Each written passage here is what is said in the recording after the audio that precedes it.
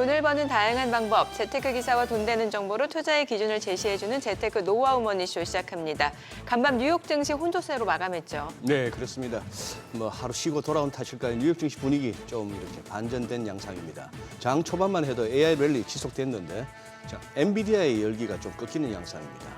고점 대비 저점은 거의 7%나 떨어지는 그런 양상인데요. 저렇게 시총 큰 세계 최대의 기업 주가가 하루에 7%나 등락을 거듭한다는 거 조금 시장 내의 분위기가 또 심리가 흔들린다는 그런 얘기도 되겠는데요. 자, 기술주는 부진하고 한동안 소외되었던 나머지 업종들도 오르는 모습이 나타나면서 다우지수는 또 의외로 큰 폭으로 올랐습니다. S&P 500 장중 5,500선을 터치하기도 했지만 소폭 빠진 채 거래를 마쳤고 마이크로소프트, 엔비디아, 애플은 나란히 하락세를 보이면서 시총 1, 2위를 두고 계속 다툼이 이어지고 있습니다. 엔비디아 계속해서 시장의 어떤 투자 심리를 갖다가 주도할 수 있을 것인지 아니면 그 투자 심리를 흔들리게 할 것인지 엔비디아의 주가는 앞으로도 계속 주시하셔야 될 것 같습니다. 자, 미국 고용지표, 제조업 지표 모두 경기가 다소 냉각되는 그런 신호를 보이는 양상. 오늘 또 뉴욕 증시는 또 옵션 만기를 맞고 있어서 또 변동성이 어느 정도 커질 것을 또 염두에 두셔야 될 것 같습니다. 어제 우리 시장 2,800선을 마침내 올라서면서 연중 고점을 경신했는데 네. 안착 여부는 오늘 좀 확인이 필요한 것 같습니다. 그러게요. 코스피가 네. 4일 연속 상승세를 이어가면서 드디어 2,800 고지를 탈환했습니다. 29개월 만이죠. 증권가에서는 벌써부터 하반기 3,000선 전망의 힘을 받고 있는 상황입니다. 오늘 과연 또 2,800선 지지해낼 수 있을지 증시타임에서 확인해 보겠습니다. 서울시가 토지 거래 허가 지역 재지정을 결정했습니다. 최근 강남권을 중심으로 집값 오름세가 뚜렷해지면서 시장 불안감을 사전에 차단하겠다라는 의지로 해석되고 있죠. 상황이 이렇다 보니 해당 주민들 사이에서는 돌면 소리가 나오고 있죠. 서울시 내에서도 전셋값이 더 오를 수 있다는 지적이 나오면서 시장 불안감을 부추기는 것 아닌지 걱정이 되는데요. 한 주간의 핵심 부동산 소식들 하우먼에서 자세히 살펴보겠습니다. 네, 지금 보고 계신 머니쇼 유튜브에서도 라이브로 시청 가능하니까요. 많은 시청 부탁드립니다. 그럼 먼저 빠르게 돌아가는 글로벌 증시 상황부터 정리해볼까요? 도지은 아나운서 소식 전해주시죠. 굿모닝 마켓입니다. 주식, 선물, 옵션 세 가지 만기가 겹치는 이른바 세마녀의 날을 앞두고 뉴욕 증시 롤러코스터 같은 변동성을 보였습니다. AI, 그것도 몇 개의 종목에만 집중되어 있는 지금 시장은 하락이나 조정에 꽤나 취약해 보입니다. 3대 지수는 혼조세로 마감됐습니다. 사상 최고치 행진 이어가던 S&P 500과 나스닥 지수 하락으로 마감됐는데요. 다우 지수만 홀로 0.77% 오르면서 마감했습니다.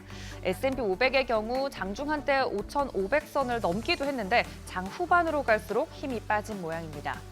주요 종목들 흐름 보시면 시총 1위에 올라섰던 엔비디아 한때 주가가 140달러대까지 치솟았다가 다시 130달러대 초반으로 내려앉으면서 지수도 함께 들썩였습니다.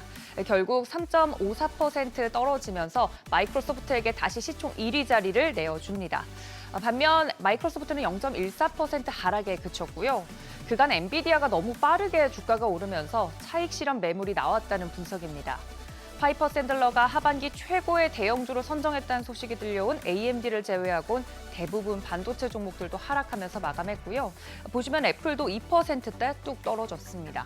반면 구글과 아마존은 각각 0.7%, 1.80% 상승으로 마감했습니다. 6위부터 10위도 보시면 메타도 0.44% 상승했고요. 반면 일라이릴리는 0.61% 하락했습니다. 테슬라도 1%대 하락으로 마감했고요. 계절적으로도 시장 거래량이 적고 하루 변동량이 많지 않은 시기이기도 합니다. 최근 과도한 상승세 때문에 불안한 심리도 밑바탕에 깔려 있다 보니 랠리에 따른 피로감 때문에 빠진 것이 아니냐는 해석이 우세합니다. 특히 시장 분위기를 좌우하던 엔비디아, 델과 슈퍼 마이크로컴퓨터와 함께 AI 챗봇을 구동할 AI 팩토리를 건설 중이라는 소식에 한때 4% 가까이 상승했습니다. 하지만 만기일 영향으로 매물이 출회되면서 또 4% 넘게 하락하는 등 위아래로 변동성이 매우 컸습니다. 엔비디아의 주가 상승 속도가 너무 빨라서 각종 펀드에서 엔비디아의 비중이 아직 낮게 책정된 탓도 있겠죠. 델과 슈퍼 마이크로컴퓨터도 엔비디아를 따라 결국엔 하락으로 전환됐습니다. 엔비디아의 급등락과는 별개로 데이터들 자체는 시장에 긍정적이었는데요. 미국 고용 시장이 계속해서 냉각되고 있다는 신호가 나오고 있습니다. 지난주 신규 실업수당 청구 건수 23만 8천 건 기록하면서 한 주 전보다는 줄어들었지만 전망치는 소폭 웃돌았고 지난 1월 이후 가장 높은 수준 보였습니다. 주택시장도 약세 보였는데요. 5월 신규 주택 착공 건수 전월 대비 5.5% 감소하면서 시장 예상치 밑돌았습니다. 이런 경기 둔화 소식은 연준의 금리 인하 가능성을 높여줬지만 최근 급하게 오른 것에 대한 피로감과 기술주 위주의 랠리 부담감이 시장에는 더 크게 작용하는 모습입니다. 연준에서 대표적인 매파죠. 닐 카시카리 연은 총재, 인플레이션이 연준의 목표인 2%에 도달하려면 1년에서 2년 정도 시간이 걸릴 것이라고 주장하면서 국채금리에 영향을 주기도 했습니다. 내용 자체는 새로운 내용은 없었습니다만 앞으로 금리의 방향은 경제 방향에 따라서 결정될 것이라고 언급한 점은 경제에 대한 우려가 점점 커지고 있는 이 시점에서 눈여겨볼 만합니다. 이런 발언 등 영향을 미치면서 국채금리는 소폭 오름세 보였습니다. 벤치마크 역할하고 있는 10년물 4.2%대, 2년물은 4.7%대 마감했습니다. 한편 스위스 중앙은행은 깜짝 금리 인하에 나섰는데요. 인플레이션 둔화와 또 스위스 프랑의 강세 등을 이유로 25bp 인하를 했습니다. 또 영국은 인플레이션이 2%를 기록했지만 금리를 동결했고요. 유럽의 정치 불안으로 유로화 약세와 함께 달러 강세 흐름이 이어지고 있습니다. 때문에 주요 6개국 통화 대비 미국 달러화의 가치 수준 나타내고 있는 달러 인덱스 105.65로 66 정도로 오름세 보였습니다. 국제 유가는 금리 인하 기대감 속에 석유 수요가 늘어날 것이란 전망에 상승했습니다. WTI 배럴당 82달러 선, 브렌트유는 배럴당 85달러로 뛰어 올랐습니다. 전문가들은 앞으로 뉴욕 증시가 더 상승하려면 기술주 외에 다른 섹터로 상승세가 확산돼야 한다고 언급하고 있습니다. 과연 변동성 구간에서 다른 섹터로까지 온기가 이어질지 지켜보셔야겠습니다. 굿모닝 마켓이었습니다.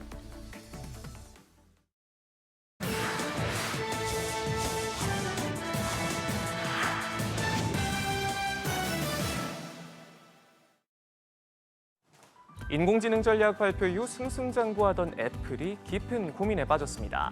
차세대 아이폰의 AI 탑재를 예고하면서 기대감을 한껏 키워왔는데 최대 시장인 중국에서 챗GPT를 사용할 수 없어 오픈 AI를 대체할 현지 파트너를 물색 중입니다. 진즉에 올해 초부터 사용 승인을 받을 방안을 모색해왔지만 강경한 당국의 태도에 결국 한 발 물러난 건데요. 현재 중국 최대 검색업체 바이두와 알리바바, 스타트업 바이추안 AI 등 여러 현지 기업과 대화를 나누고 있는 것으로 전해졌습니다. 하지만 차기 모델 출시가 불과 몇 달 남지 않았는데 아직까지도 파트너십 소식은 들리지 않고 있어 최근 차갑게 식어버린 중국인들의 아이폰 사랑을 되돌릴 기회를 놓치는 것 아닌지 우려감을 키우고 있는데요. 데이터만 놓고 봐도 1분기 중국 브랜드별 시장 점유율에서 애플은 3위로 밀려났고요. 올해 남은 기간도 라이벌로 급부상한 화웨이 점유율은 17%로 올라갈 것으로 보이는 반면 애플은 16%대까지 떨어질 것이라는 전망이 나오는데 이 소식에 상승 가도를 달리던 애플의 주가 목요일장 2% 넘게 하락 마감했습니다.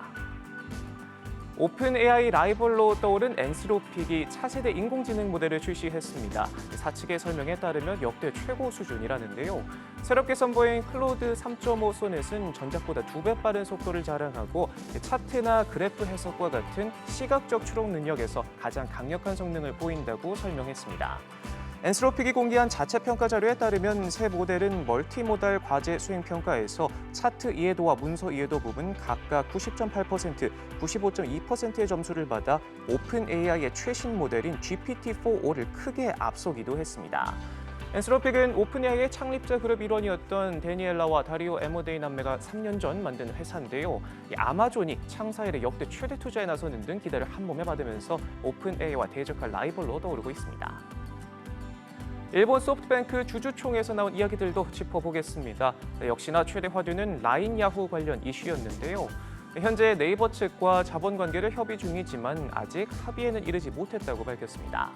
앞서 라인 야후는 주총에서 이사진 전원을 일본인으로 교체하고 관계 단절에 속도를 내겠다며 네이버와 헤어질 결심을 노골적으로 보여주기도 했습니다. 이외에도 이날 주총에서 손정희 회장은 인공지능 분야에 대규모 투자를 할 준비가 돼 있다고 밝히기도 했는데요. 소프트뱅크는 이딴 투자 손실로 주춤하다 ARM이 뉴욕 증시에 상장하면서 반등에 성공해 현재 6조 2천억 엔, 우리 돈 54조 원에 육박한 현금을 쌓아두고 다음 투자 대상을 물색 중입니다. 앞서 주요 외신들은 소프트뱅크가 AI 분야에 우리 돈 90조 원에 육박한 초대형 투자에 나설 계획이라고 보도하기도 했는데요. 직접 설계한 AI 반도체 칩부터 로봇, 데이터 센터까지 다양한 구상들이 나오는데 손정희 회장, 마이너스 손이란 최근 몇 년간의 오명을 싣고 마이다스 손의 영광을 되찾을 수 있을지 관심이 쏠립니다. 인도네시아가 중국과 손잡고 전기차 시장 공략에 나섭니다.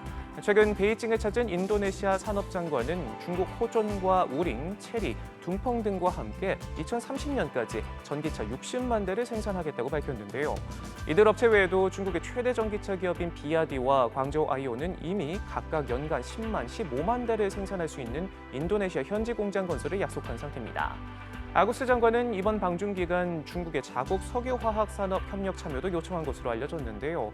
중국 기업의 인도네시아 사업 확장을 환영한다면서 전기차 생산 기지로의 도약 의지를 강력히 내비쳤습니다. 지금까지 글로벌 비즈였습니다. 어제장 이슈가 있었던 업종 살펴보는 기업 이슈 시간입니다. 어제 우리 시장은 정말 오랜만에 2,800선을 넘겼습니다. 대형주들이 올랐을 뿐만 아니라 어제는 이슈 타고 상승한 업종들이 굉장히 많았는데요. 먼저 영일만 관련 이슈부터 살펴보겠습니다. 최근 김동섭 한국석유공사 사장은 정부 세종청사에서 브리핑을 통해 동해 심해 유전 탐사 개발 프로젝트에 여러 글로벌 메이저 업체들이 관심을 보이고 있다고 밝혔습니다. 특히 해외 메이저 기업의 추가 검증도 있었던 것으로 알려졌는데요. 업계에 따르면 그 기업은 세계 최대 에너지 기업 엑슨모빌인 것으로 알려졌죠. 그동안 동해 심해 유전 탐사 및 개발 프로젝트와 관련해서 계속해서 신뢰성 지적이 나왔었는데요. 글로벌 기업들이 프로젝트에 관심을 보이는 데 이어 엑슨모빌이 추가 검증까지 한 것으로 알려지면서 프로젝트에 대한 의혹이 해소됐습니다. 특히 엑슨모빌이 향후 투자 여부도 검토하고 있다는 소식이 전해졌는데요. 이 같은 기대감에 관련주들이 들썩였고요. 엑슨모빌 관련주들도 함께 올랐습니다. 엑슨모빌의 사전 벤더 등록 절차 및 현지 에이전트 계약을 진행 중인 한선 엔지니어링이 19.9% 뛰었고요. DK락도 8.45% 올랐습니다.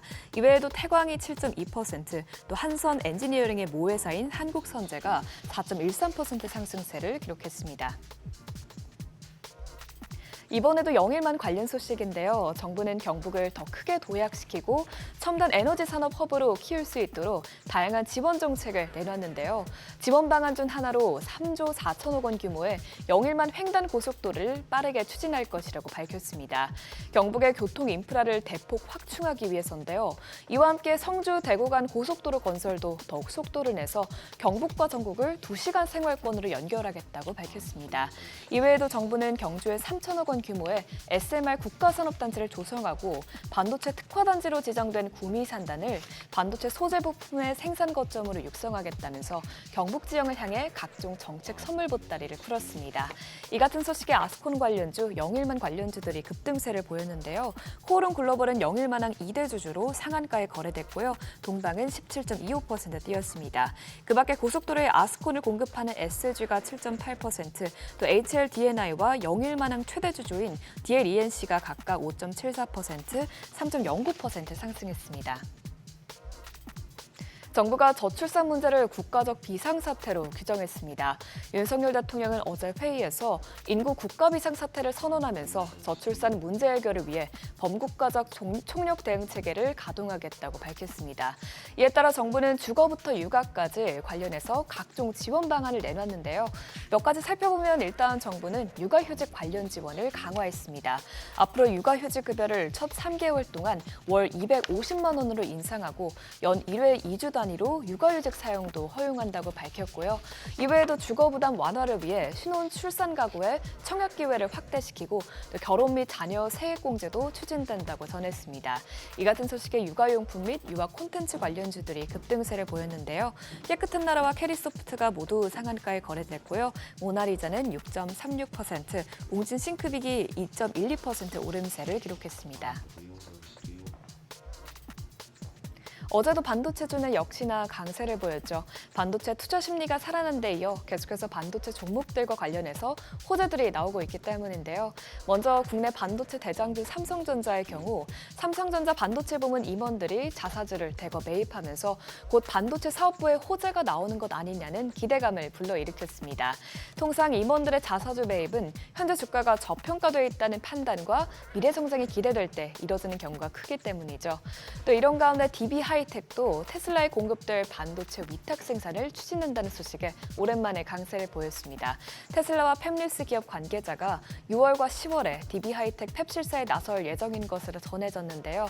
이 같은 소식들의 반도체주 주가는 연일 고공행진 중입니다. 어제 소식이 나온 DB하이텍의 경우 24% 넘게 올랐고요. KC텍은 6.06% 상승했습니다. 이외 SK하이닉스는 1.71% 오르면서 장중한 때 52주 신고가를 새로 썼고 삼성전자는 0.49% 뛰면서 8만 전자를 회복했습니다. 지금까지 어제장 이슈 살펴봤습니다. 참고하셔서 한 주의 마지막인 금요일장 투자에 도움되시길 바랍니다.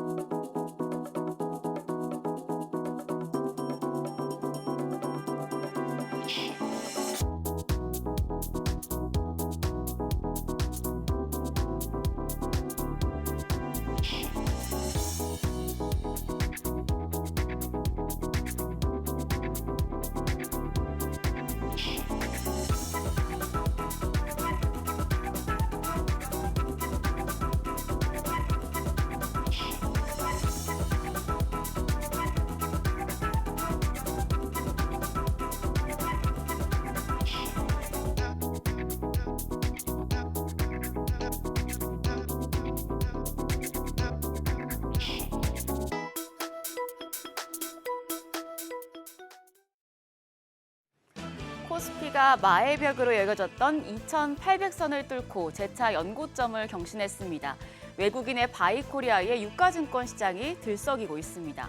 그런데 코스피와 달리 코스닥은 도통 오르지 않는 모습입니다. 860선 아래에서 움직이고 있는데요. 뛰는 코스피와 기는 코스닥 두 지수의 디커플링이 해소될 수 있을지 어제장부터 복귀하시죠. 코스피는 0.37% 올라 2년 5개월 만에 2,800선을 넘어섰습니다. 2,807.63포인트. 반면 코스닥은 상승폭을 점점 줄이다가 결국에 0.43% 하락 마감했습니다. 857선이었습니다. 수급 상황 보시죠. 여전히 외국인 수급 영향력이 높은 구간이 이어지고 있습니다.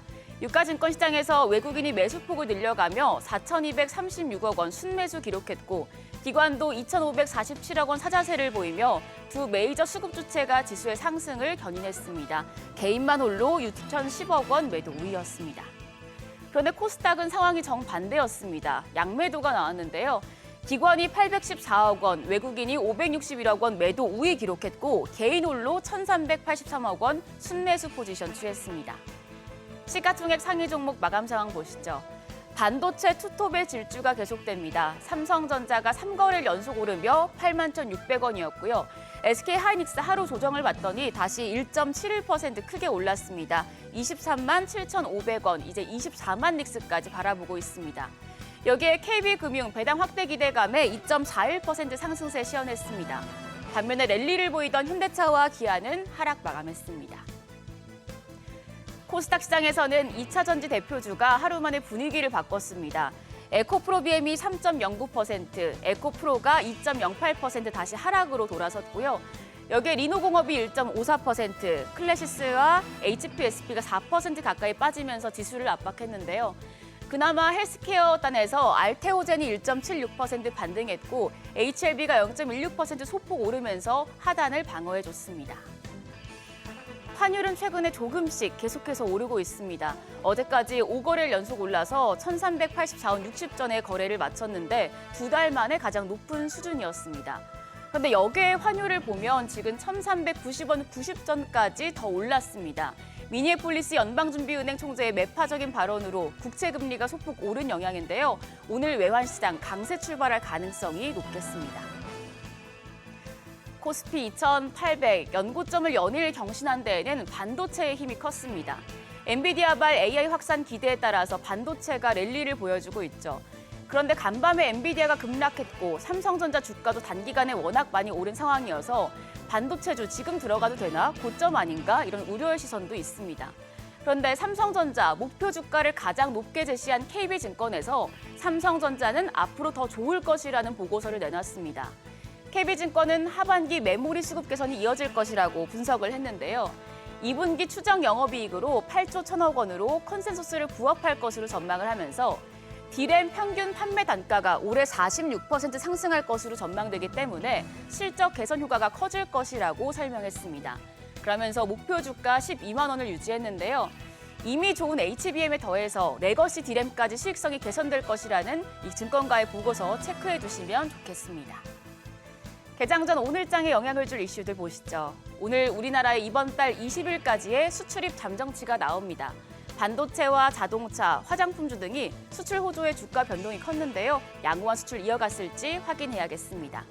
산업 이벤트로는 미국에서 당뇨병 학회가 개최됩니다. 제약 바이오 기업들이 개발 중인 비만과 당뇨 신약 파이프라인의 경쟁력을 가늠하는 자리가 될 텐데요. 한미 약품과 동아 ST, 대웅제약, 펩트론, 프로젠 등의 기업이 참가합니다. 국내 참가 기업들이 신약과 관련해서 어떤 내용을 내놓을지 기대가 모아지고 있습니다. 한편 어제 시간의 거래에서는 자동차 부품과 반도체 장비주가 강했습니다. 자동차 부품주는 현대차의 인도 증시 IPO 기대감이 이어진 영향으로 분석되는데요. 화승 R&A와 화승 코퍼레이션, SG 글로벌 등이 강세였고요. 반도체 장비주 중에서는 미래산업이 SK하이닉스 반도체 검사 장비 공급 계약을 했다는 소식에 오름세였고 BI 역시도 자회사가 SK하이닉스의 장비 납품 소식이 부각되면서 상승했습니다. 지금 SK그룹이 대대적인 사업 구조 조정이 진행 중이라는 언론 보도가 나오면서 SK그룹주들이 주목을 받고 있는데 관련주들까지 오늘장에서도 흐름이 이어질지 지켜보셔야겠습니다. 그동안 상승 랠리를 보여주던 뉴욕 증시에서 엔비디아 주가가 반락하고 지수도 숨고르기에 들어간 모습이었죠. 연고점을 경신한 우리 시장도 쉬어가는 장세가 나타날지 장 초반 분위기 확인하셔야겠습니다. 지금까지 어제장 오늘장이었습니다.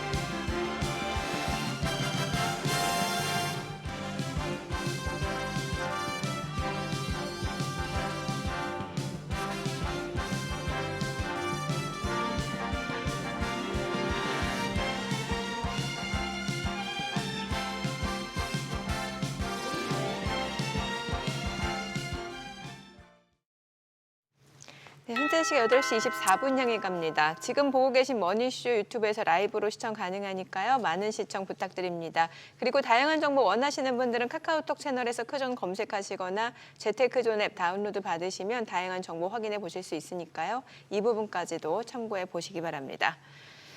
뉴욕 증시 이제 휴장 마치고 이제 개장을 한 상황에서 보니까 약간 흐름이 좀 바뀌는 것 같네요. 분위기가 이게 뭐 일시적인 차익 실현이면 좋겠다라는 생각도 들기도 하고요.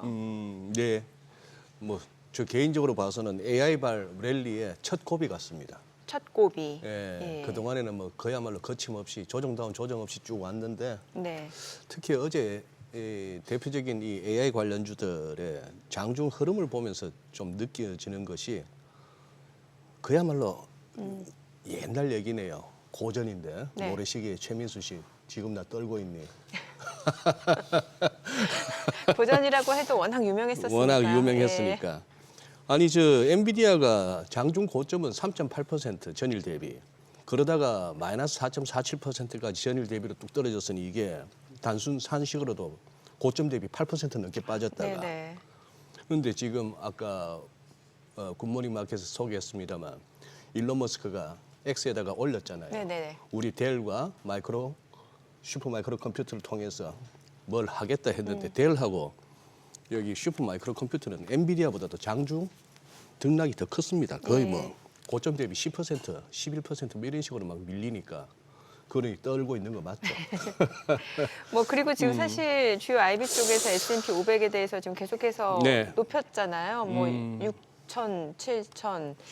이러니까 오히려 또 시장에서는 또 경계 심리도 커질 수 있다는 생각도 드네요. 그러니까요. 예. 시장에 오래 계셨던 분들은 오히려 이런 현상들이 더 반갑지 않을 수도 있습니다. 네. 우리 또 시장에 진짜 업력 되시는 우리 또 이경민 부장님 나오시는 바로 날인데 모셔보죠. 또 어떤 느낌이신지. 네, 한번. 대신증권 FICC 리서치 이경민 부장님 함께합니다. 어서 오세요. 어서 오세요, 안녕하십니까. 부장님. 네, 안녕하십니까. 부장님 의견을 듣기 전에 제가 먼저 초를 쳐버렸는데 어제 뉴욕장 조금 이렇게 뭐 평소와는 좀 느낌이 좀 달랐습니다. 어떻게 보셨는지요? 뭐 일단은 네. 그동안에는 다우가 계속 밀렸고 그래요. 나스닥이 계속 올랐고 하는 흐름이었는데 정반대가 되었죠. 그렇더라고요. 특히 장중에 이게 뒤집어졌다라는 의미는 뭐 내일 오늘 있을 뭐 옵션 선물옵션 만기 만기? 영향도 네. 있다라고는 하지만 일단은 시장의 심리가 좀 단기 정점을 통과하는 것이 아닌가라는 단기 생각을 하고 정점? 있습니다. 물론 시장이 부러진다, 이제 추세하락이다라고 네. 말씀드리기는 어렵기 때문에 네. 지금 흐름들이 뭐 이제 끝났다라고 말씀드리지는 않고 있지만 잠시 많이 올랐던 것들은 좀 쉬고 그리고 그동안 쉬었던 업종들이나 종목들은 좀 갭을 좁히려는 반등 시도가 있는 그냥 순환매가 나타나지 않을까라는 예상을 하고 있거든요. 예. 무슨 말씀을 드리냐면 지금 상승 분위기가 완전히 끝났다라고 말씀드리지 않는 상황에서 너무 과도하게 오른 부분들에 대해서는 좀 매물 소화 과정 그리고 많이 밀렸던 업종들의 종목들은 좀 반등하는 과정들이 나타나면서 지수가 크게 빠지지 않으면서도 그 안에서 좀 순환매가 나타나는 그런 시작점이 되지 않을까라는 예상을 하고 있습니다. 그럼 그동안 이제 주요 시장 상승을 이끌었던 기술주들, 뭐 네. 엔비디아, 애플 네. 이런 쪽 뒤늦게 매수하신 분들 있잖아요. 네. 어떻게 해야 되는 거예요? 아니면 지금이라도 좀 매수 시점을 고려하고 계신 분들이라면 이럴 때 또 조정 볼 때 좀 들어가는 건 어떨지 이 부분도 좀 알려주세요. 뭐 일단은 단기적으로는 좀 등락은 있겠다는 측면에서 뭐 트레이딩 관점에서 접근은 가능한데 자 여기부터 사서 올해 연말까지 끌고 가자라고 하기에는 조금은 부담스러운 수준이 아닌가라는 생각을 하고 있거든요. 제가 요즘 세미나 다니면서 많이 말씀드리는 거는 순환매에 좀 대비하자라는 순환매. 말씀을 드리고 있어요. 한쪽으로 너무 쏠리다 보면은 그 쏠린 데 따른 되돌림 과정이 좀 과격할 거고 네. 이제 끝났다라는 분위기가 아니라면 여기서 빠져나온 돈이 다른 데로 움직이거든요. 그렇죠. 네, 그렇기 네. 때문에 좀 순환매를 좀 염두에 두자라는 네. 말씀을 드리고 있고 아마도 지금 금리 인하에 대한 기대감들이 그러니까 연준의 점도표보다도 시장의 금리 인하 기대가 좀 커지는 구간이다 보니까 좀 등락은 있을 거라고 생각합니다. 그런데 결국에는 언제 금리 인하인지가 또 중요하잖아요. 예. 지금 이미 9월 금리 인하를 좀 70%까지 반영하고 있는 상황에서 본다면 이제 7월 말에 FOMC가 있거든요. 거기서 9월 네. 금리 나가서 열어줄지에 대한 고민들도 있을 수 있기 때문에 저는 솔직히 말씀드리면 좀 더 올라갈 수 있다고 생각합니다. 특히 코스피 같은 경우는 순환매 차원에서 미국이 좀 흔들렸다면 글로벌 증시 차원에서 본다면은 그동안 못했던 나라들이 조금 더 움직일 수 있는 여지가 있다고 생각하거든요. 이렇게 본다면은 뭐 좀 더 추가 반등 시도는 있긴 하겠지만 그렇다고 해서 여기서 뭐 따라가서 사는 것은 조금 부담스럽고 오히려 좀 아직까지 못 오른 실적은 괜찮았는데 덜 오른 종목이나 업종들을 관심 있게 바라보시면 좀 더 낫지 않을까라는 생각을 하고 있습니다. 이게 저기 뭐 일단 뉴욕장의 흐름에서 순환매라는 진단에 저는 뭐 공감하는 게 네. 어제 이제 다우만 혼자 올랐는데 보니까 오른 종목들이 이런 거네요. 세일즈포스가 4.3% 오르고 네. 시스코 시스템즈가 1.63% 그리고 캐터필라 1.23, IBM이 거의 2%. 그러니까 그동안 못 올랐던 애들이 가네요. 네, 네. 그동안 못 올랐던 것들이 오르고 그러니까 이게 뭐 어떤 큰 변곡점이라기보다는 큰 흐름 안에서 좀 어떤 종목이든 45도 꾸준히 올라가면 네, 되게 좋겠죠. 예. 그런데 제가 요즘 여담으로 농담을 말씀드리는 건 45도 끝없이 오르는 건 작전주밖에 없다고 네네. 말씀드리거든요. 네, 그렇기 때문에 어느 정도 올라온 다음에 되돌림이 있어야지 그 다음 단계에 더 올라가는 그림이 나타날 수 있으니까 네. 2보 전진을 위한 1보 후퇴 과정에서 좀 순환매는 좀 염두에 둘 필요가 있다는 말씀 많이 드리고 있습니다. 아니 이제 차트를 갖다가 얼마나 이렇게 펼쳐서 보느냐에 따라 가지고 그쵸. 네. 좁히면 그러네요. 조금 더 가팔라 보이기도 네, 하는데 맞습니다. 부장님 말씀하신 45도는 제가 봐서는 아주 견실한 기업이고 네. 보통 작전주는 투더문이죠. 그렇긴 한데 적어도 막 경사도로 따지면 70도 이상. 그래서 지금은 뭐 워낙 엔비디아가 너무 네. 세게 움직였죠. 네. 뭐 일단 실적도 괜찮았던 것도 있지만 독점력 플러스 다우지수 편입 기대감 여러 가지들이 결합되면서 급등을 했는데 135달러, 뭐 140달러 수준에서는 조금은 쉬었다 네. 가야지 그래야지 좀 더 멀리 갈 수 있는 그림을 좀 열어놓을 수 있겠다는 말씀 많이 드리고 있습니다. 이런 질문 받으시면은 좀 많이 식상하실 것 같은데 최근에 보면은 그 AI 가격 관련주들 많이 올라가는 네. 거 관련해서 예전에 그 닷컴버블하고 비교 네. 많이 하는 네. 그런 기사들도 많잖아요. 맞습니다. 여기에 대해서는 어떤 의견이세요? 표면적으로 놓고 본다면 비슷한 그림들이 나온다라고는 하는데 네. 저는 그때랑 똑같이 가지는 않을 거라고 생각하고 다르다. 있습니다. 일단은 무슨 말씀을 드리냐면 26년까지 실적은 계속된다라는 그림들을 명확하게 보여주고 있고요. 그게 비단 엔비디아뿐만 아니라 AI 관련된 기업들은 전반적으로 다 26년까지 레벨업되는 실적을 확실하게 보여주고 있기 때문에 만약에 이게 닷컴버블처럼 되려면 26년 실적이 꺾여 내려와야 됩니다. 무슨 말씀을 드리냐면 이제는 수요 초과 국면이 끝났고 25년 내년이 아니고 26년? 네, 26년이요. 25년까지는 뭐 그림들을 열어놓고 있는데 예. 그러니까 그동안 이런 그림이었죠. 24년까지 쇼티지야. 아니야. 따지고 보니까 25년까지야. 아니야. 26년까지야. 이게 계속 분리되고 있는 상황이잖아요. 예. 그렇게 된다면 26년에서부터 균열의 조짐이 나타나기 시작한다면 좀 조심하자라는 말씀을 드릴 수 있을 텐데 아직까지는 26년 전망치도 계속적으로 상향 조정되고 있거든요. 그렇게 본다면은 닷컴버블과 비슷하지는 않을 것 같다라는 말씀을 드리고 있고 또 하나는 지금은 실적이 어느 정도 뒷받침되고 있고 그리고 실적에 따른 상승세는 충분히 가능하고 그리고 밸류에이션 레벨 자체도 그때랑 좀 차별화되는 흐름이고 또 하나는 이제 금리 인하 사이클이 재개된다라는 거죠. 네네. 미국은 아직까지는 주저하고 있지만 이미 유럽, 캐나다, 스위스, 스웨덴, 뭐 3월 달엔 중국까지 금리 인하를 했다는 점에 있어서 저는 한 번 더 올라갈 수 있는 룸은 충분히 있을 거다라는 말씀을 많이 드리고 있습니다. 금리 얘기하셨으니까 네. 어젯밤에 있었던 두 가지 이제 중앙은행 관련한 이벤트는 스위스 중앙은행이 금리 내렸고 네. 이제 1.25까지 왔나요? 네. 영국은 한 번 더 동결했고 했고, 그런데 다음번에 금리 인할 그다. 것을 강력하게 시사했고 아까 자료 화면도 잠시 나왔습니다만 그때 6월 FOMC 전에 우리 부장님은 한 9월 정도 네. 연준 네. 지금 저렇게 다른 나라 다른 선진국들이 저렇게 서두르면은 좀 땡겨질 수도 있는가요? 그거보다는 제가 생각하는 거는 네. 최근 ECB 그리고 캐나다 중앙은행 네. 왜 금리 인하했을까를 봤거든요. 예. 네. 첫 번째로는 물가가 많이 진정됐다라는 이유를 들었습니다. 자 그러면은 여기서 물가가 2% 밑으로 내려왔을까? 그건 아니거든요. 유럽도 그렇고 캐나다도 그렇고 물가 레벨은 2%대 중후반입니다. 예. 그런데 여기에 플러스 알파가 있었던 것은 경기가 좀 불안정하다라는 그림이거든요. 그렇게 본다면 미국은 지금 PC 물가 이번 주말에 다음 주말에 발표되겠는데 PC 물가는 이미 2% 중반대로 내려와 있죠. 네. 이제 관건은 경기라고 생각합니다. 경기가 아직까지 너무 단단하기 때문에 그리고 전년 대비 변화를 보면은 올해 2분기까지 전년 대비 3% 성장을 하거든요. 2분기는 좀 쉽지 않겠다. 그러면 3분기 때부터 확실하게 경기가 꺾이는 모습들, 3분기 GDP 성장률 전망은 2% 초반이거든요. 레벨 다운되는 그림들이 나오게 된다면 네. 저는 명분은 좀 얻지 않을까라는 생각을 하는 거고 대신증권에서는 3분기 물가는 좀 더 예상했던 것보다 많은 전망치보다는 좀 낮아질 수 있다고 생각하거든요. 이미 주거비는 둔화되고 있고 그동안 많이 올랐던 운송 서비스도 좀 꺾이는 모습들을 보여주고 있고 그리고 저희가 3분기 유가를 평균치를 86달러로 가정한다 하더라도 6월 달이 유가 상승률 정점이고요. 이제 예. 7, 8, 9월 달에는 잘하면 9월 달에 마이너스로 갈 수도 있거든요. 유가 어허. 상승률이.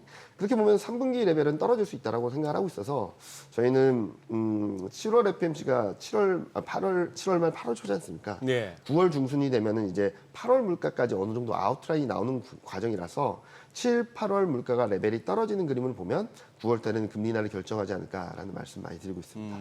그러면 어느 정도 한 번, 두 번 어느 정도 예상하세요? 일단 올해는 2번 가능성을 두 번. 좀 열어놓고 있다라는 말씀 드리고 있고요. 네. 또 하나는 이번 6월 FMC에서 많이들 걱정을 하셨지만 재밌는 그림 중 하나는 금리 인하 횟수는 똑같다라는 거죠. 26년까지.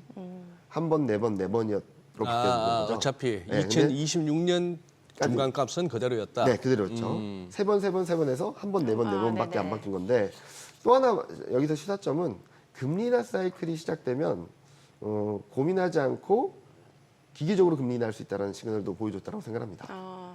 세 번이면 1년 분기별 4번 분기 중에 언제 할까? 한 번 빼먹지 않을까라는 걱정을 할 수 있었는데 이번에는 한 번, 4번이거든요. 네네. 그러면은 이제 36, 92 금리 인하 가능성을 좀 열어놨기 때문에 아마 금리 인하 사이클에 진입하게 된다면 저는 시장은 좀 더 편안한 흐름들을 보여주지 않을까라는 생각을 하고 있어서 저희는 7월, 8월까지는 그러니까 저희는 7월 달, 8월 초까지는 좀 더 올라갈 수 있는 룸은 있다라고 생각하고 있어요. 근데 8월, 9월 FOMC 전까지는 금리는 할 수 있어? 못 할 수 있어? 이런 걱정들이 좀 시장을 조금 더 흔들어 놓을 수도 있겠다라는 말씀 많이 드리고 있습니다. 조금 그동안에 네. 최근 들어서 이렇게 미국 CPI나 뭐 PCE 물가지수의 헤드라인 수치를 갖다가 떨어뜨리는 데는 유가가 제법 역할이 컸어요. 맞습니다.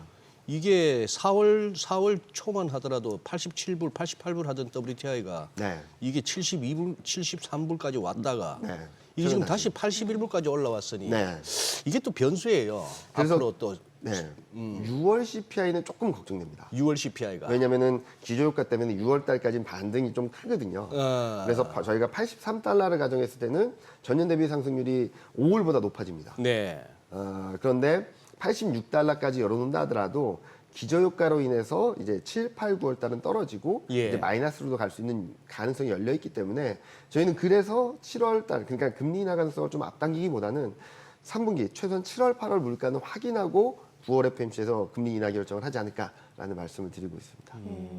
임금 상승률이 좀 가파르다라는 것도 좀 지적되고 있잖아요. 일단은 이거는 임금 괜찮아요? 상승률 같은 경우는 3개월 연속 둔화되다가 이번에 지난번에 한번 네. 반등을 하긴 예. 했는데 일단은 뭐 질적으로는 좋은 모습들을 보여주지 못하고 있습니다. 네. 실업률이 올랐죠. 실업률이 올랐다는 얘기는 일자리가 줄었다라는 얘기도 될 수 있는데 저희가 보기에는 40만 개 일자리가 줄었는데 네. 풀타임 잡이 60만 개가 줄었고요. 파트타임 잡이 20만 개가 늘어나서 40만 개가 줄어든 겁니다. 그렇게 보면은 최근 고용 지표들이 좀 좋다라고는 했지만 결국 내부적으로는 그렇게 좋은 걸까?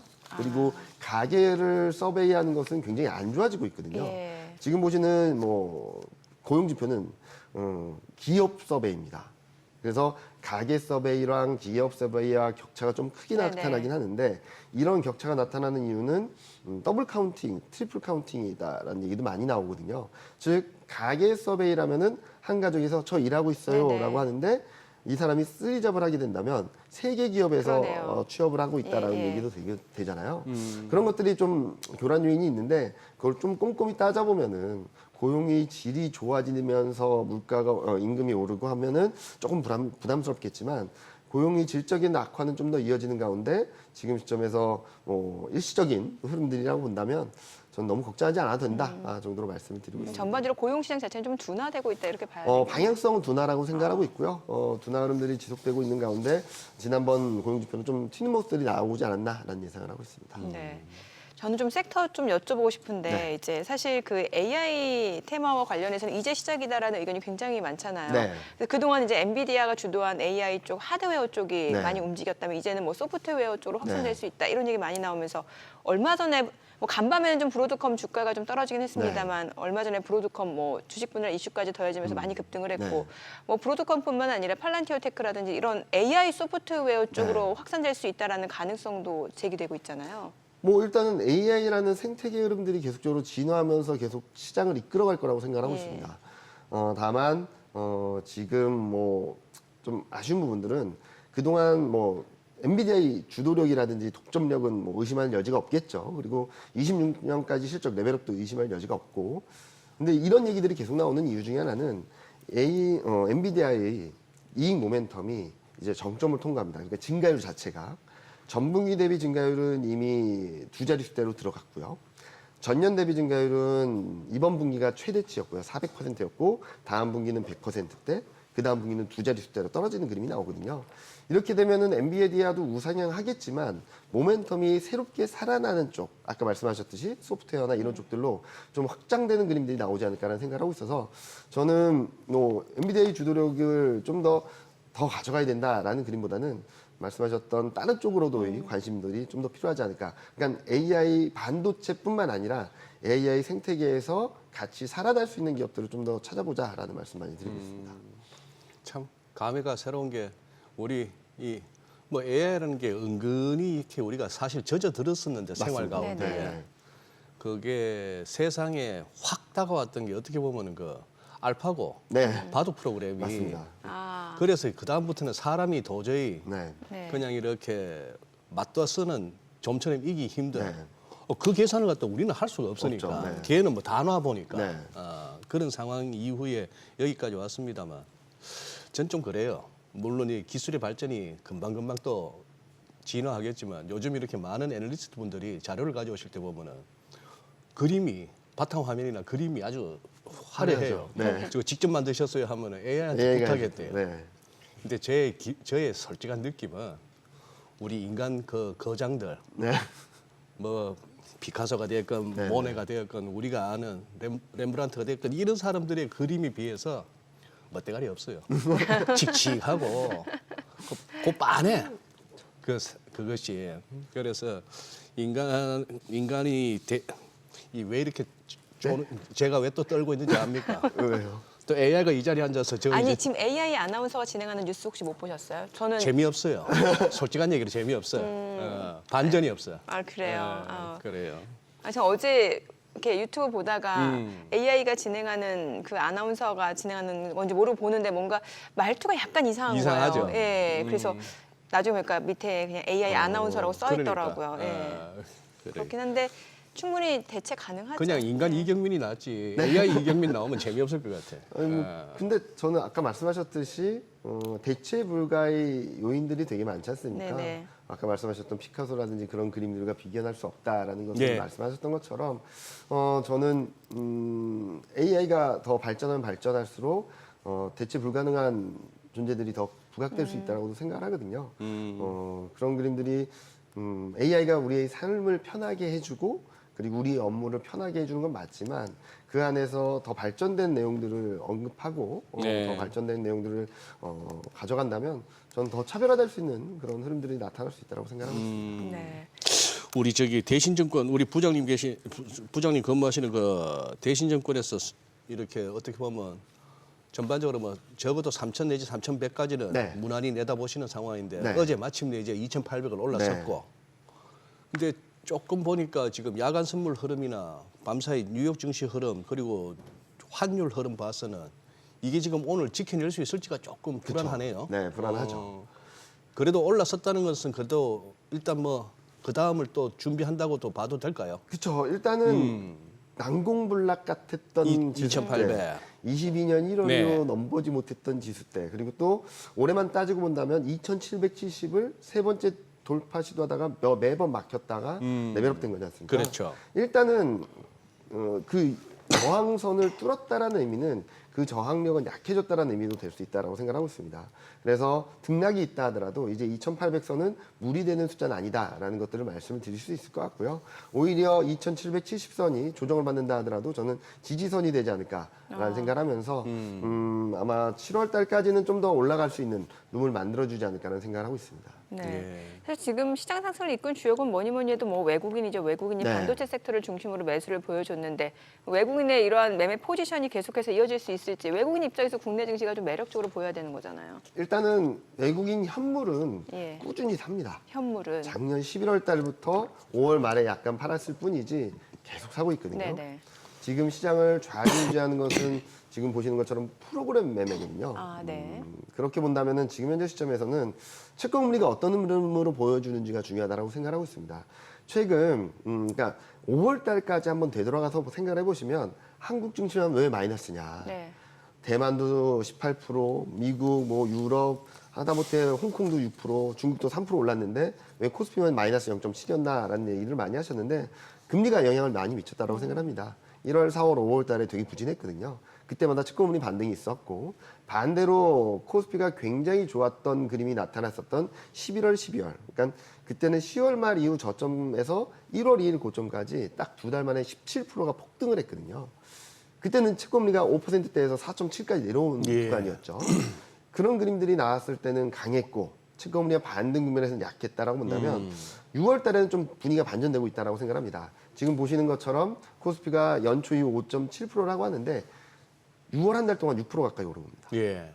다른 나라들은 뭐 몇 프로 올랐는데 그래서 저는 지금 현재 시점에서는 코스피 그러니까 특히 외국인 현물은 크게 무리가 없다라고 생각하는데 선물을 등락을 좌지하는 것은 채권금리 향배다. 라는 말씀을 드리고 있고 최근에도 외국인 선물이 조금 들어오면서 좀 시장이 안정됐거든요. 그러면은 앞으로 계속적으로 들어올 거냐? 이건 장담하기 어렵겠죠. 뭐 일단은 최근 금리 인하 기대가 연준이 점도표가 한 번이었음에도 불구하고 두 번 금리 인하를 예상을 하면서 채권금리가 4.2%로 내려오는 과정에서 코스피가 좀 강한 반등을 했다라고 한다면 이런 흐름들이 지속될 수 있을지 좀 봐야 되겠습니다. 물론 방향성 자체는 우하향이라고 생각을 하는데요. 여기서 채권금리가 다시 4.1까지 떨어졌다가 다시 4.4까지 반등한다? 그러면은 또 한번 충격이 있을 수는 있겠죠. 그런데 제가 생각하는 그리고 저희가 3,100 이상으로 열어놨던 이유는 방향성 자체에 무리가 없다라는 차원에서 방향성은 우상향이다라는 말씀을 계속적으로 드리고 있습니다. 네. 혹시 저기 네.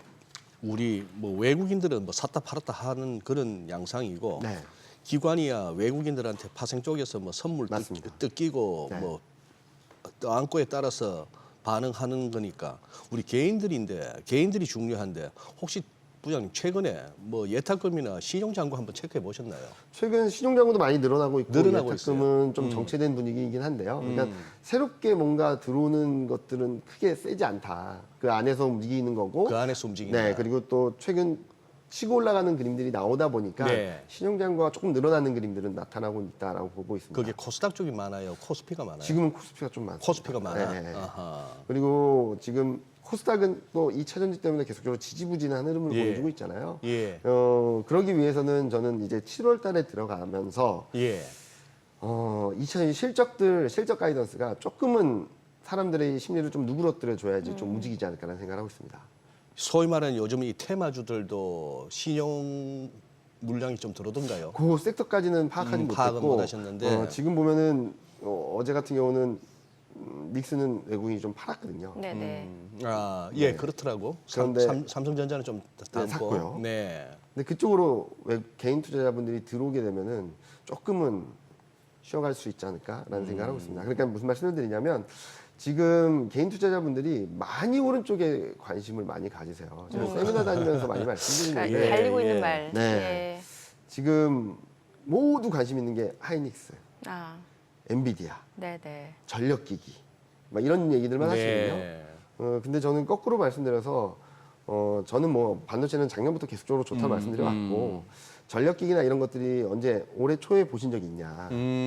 그리고 금융, 자동차 말씀하시는데 작년만 올해 초에 보신 적이 있냐. 아하.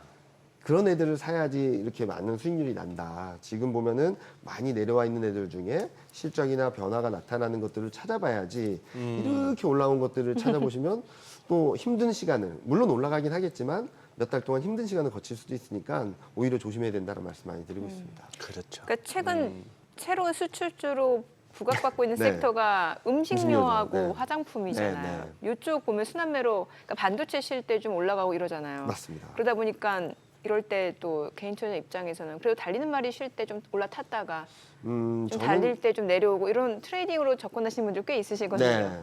근데 지금은 좀 쉴 때다라는 쉴 말씀을 때다? 드리고 싶고요. 아까도 말씀드렸듯이 6월달 주식시장, 그러니까 글로벌 증시 수익률에서도 좀 변화가 있는 것처럼 6월달 들어서 업종별 흐름에도 되게 변화가 있거든요. 네, 네. 그동안 너무 잘했다라고 했던 기기업종이 꺾였고요. 어허. 네. 비철금속도 꺾였고 금융주도 어제는 좀 반등을 했지만 최근 좀 부진했고 네. 그러니까 그동안 너무 잘했다고 했던 애들이 좀 쉬고 있죠. 그리고 음식료 같은 경우도 전일과 전전일 이틀 동안 좀 네. 부진한 모습들을 예. 보여주고 있고 그러니까 미국도 수남매가 좀 양상이 좀 짙어지는 가운데 한국 증시도 조금은 수남매 흐름들이 좀 나타나는 것이 아닌가라는 생각을 하고 있습니다. 그래서 저는 당분간은 오히려 반도체에서는 전자 그리고 성장주가 많이 밀린 성장주들을 한번 다시 돌아봐야 될 시점이 아닌가라는 말씀 많이 드리고 있습니다. 네. 자, 지금 시각 8시 50분 향이 갑니다. 오늘 양시장 호가 상황 체크해 보도록 하겠습니다. 먼저 코스피 예상 체결 지수부터 확인해 보죠. 오늘 코스피 0.2% 약보합 출발 예상되고요. 지금 예상 체결 지수는 2,802포인트, 코스닥도 약보합권 예상됩니다. 예상 체결 지수 855포인트입니다. 시가총액 상위 종목 예상 체결가 보도록 하겠습니다. 삼성전자 오늘 0.4% 상승 예상되고요. 지금 호가에서는 82,000원, SK하이닉스는 3.5% 약세가 예상됩니다. 예상 체결가 228,500원이고요. LG에너지솔루션, 현대차는 보합 예상되고요. 삼성바이오로직스가 1% 상승 예상됩니다. 호가는 755,500원. 그리고 기아가 오늘 보합 예상되고요. 삼성전자 우선주 0.3% 소폭 하락 출발 예상됩니다. 예상 체결가 64,300원이고 셀트리온도 보합 예상되고요. 이 가운데 KB금융, 포스코홀딩스는 1% 안팎으로 좀 하락이 예상됩니다. 각각 호가는 8만 원, 36만 6천 원으로 집계가 되고 있습니다. 코스닥 시가총액 상위 종목 예상 체결가도 보도록 하겠습니다. 에코프로비엠 어제 3% 약세로 마무리가 됐는데 오늘 보합이 예상되고요. 알테오제는 강보합권 예상됩니다. 예상 체결가 26만 원, 에코프로 1.7% 하락 예상되고요. 예상 체결가 92,500원이고요. HLB, 엔캠 모두 1%대 하락이 예상됩니다. 각각 예상 체결가 62,700원, 267,500원이고요. 리노공업하고 HPSP 좀 보도록 하죠. 리노공업 약보합 출발 예상되고요. HPSP는 1% 하락이 예상되죠. 이 가운데 셀트리온자 0.5% 상승 예상되고요. 호가는 93,500원, 삼천당제약 강보합권 예상되고요. 클래시스 1.6% 약세가 예상됩니다. 오늘 호가 분위기로만 놓고 봤을 때는 좀 그동안 쉬었던 제약바이오 섹터 쪽으로 좀 매수세가 좀 유입될 수 있는 가능성을 좀 열어두셔야 될 것 같고요. 지금 전반적으로 좀 빠른 순환매가 이어지는 분위기인데 오늘 조선주들 호가 분위기 괜찮네요. 지금 HD 한국조선해양이 0.9% 상승 예상됩니다. 최근에 주가 자체 4월 연속 상승세 이어진 상황이고 어제도 좀 강세로 마무리가 됐었는데 오늘 추가적으로 상승세가 좀 이어질 걸로 보입니다. 하나오션도 3.7% 강세가 예상되고요. 지금 호가는 33,250원, 그리고 HD현대중공업도 1% 상승 예상되고요. HD현대미포도 2.6% 강세가 예상됩니다. 오늘 조선주들 계속해서 상승세 이어갈 수 있을지도 눈여겨보시면 좋을 것 같습니다. 자, 이제 개장까지 8분여가량 남았는데요. 일단 시장 자체는 전체적으로는 좀 보합권이 예상되고 또 종목, 테마별로 빠른 순환매가 예상되네요. 네, 그러네요. 예. 예상 체결 지수 2,800포인트에 대해서는 한번 좀 집착을 보이는데 한번 네. 또 뚜껑 열어봐야 되겠네요. 예. 오늘 근데 지금 뉴스에 보니까 이제 달러엔 환율이 거의 159엔에 육박하다 네. 보니까 와우. 일본 재무성 참사관 구두 개입도 들리기도 하고 하는데 호호 이게 벌써 이게 1,390원까지 와 버렸으니까 우리가 이게 또 1,400원이 또 가시권에 들어옵니다. 네.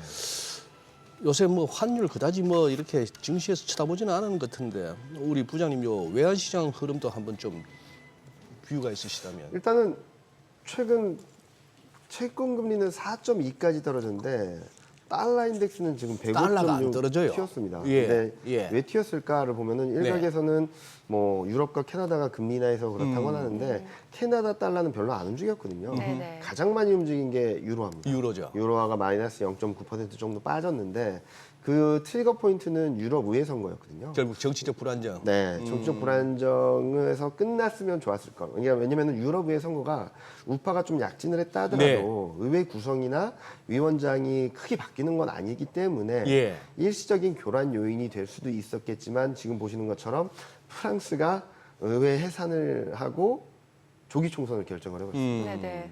그러면서 극우파, 극좌파가 지금 포퓰리즘 정책들을 쏟아내고 있고요. 예. 그러면 재정 불안에 대한 부분들도 불거지고 있고 서로 극단의 대립을 하다 보니까 제가 파악하기로는 150곳, 그러니까 프랑스 전역에서 시위가 모두 일어나고 있다라고 하거든요. 네. 그러면서 한 달 앞으로 다가온 프랑스 올림픽도 오지 말라고 하라는 얘기들까지 들리는 상황이라서 네, 그러니까 지금 유럽 의회 선거로 인해서 시작된 정치적 불안감이 재정 불안, 정치적 불안, 사회적 불안, 거기를 넘어서 이제 프랑스 올림픽까지 전이 되면서 경제적인 불확실성까지 자극을 하면서 시장을 많이 흔들어 놓고 있다라고 생각하고 있습니다. 아니 지금 네. 한 달 남았다고요 올림픽이? 네. 어쩜 이렇게 분위기가 안 살죠? 진짜 올림픽 분위기 전혀 안 사네. 이게 아마 저희 많이 인기 있는 구기 종목들이 많이 죄다 먹혔거든요. 탈락했구나. 네. 예. 그래서 많은 분위기가 좀 다운된 흐름들이 나타나고 있는 것 같은데 그런데 프랑스 입장에서는 그걸 해야지 또 어느 정도 관광 수입이나 이런 것들이 생길 텐데 거기에 대한 불확실성까지 증폭되면서 좀 유로화를 끌어내리는 좀 영향이 있지 않았나라는 이 생각이 땡볕에 올림픽을 한다고요?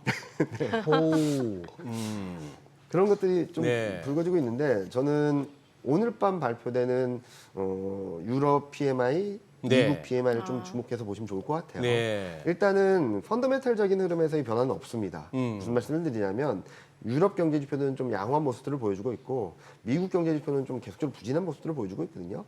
이 구도라면은 이번 정치적 불확실성을 제외하고 봤을 때는 유로 강세, 달러 약세 가는 게 맞습니다.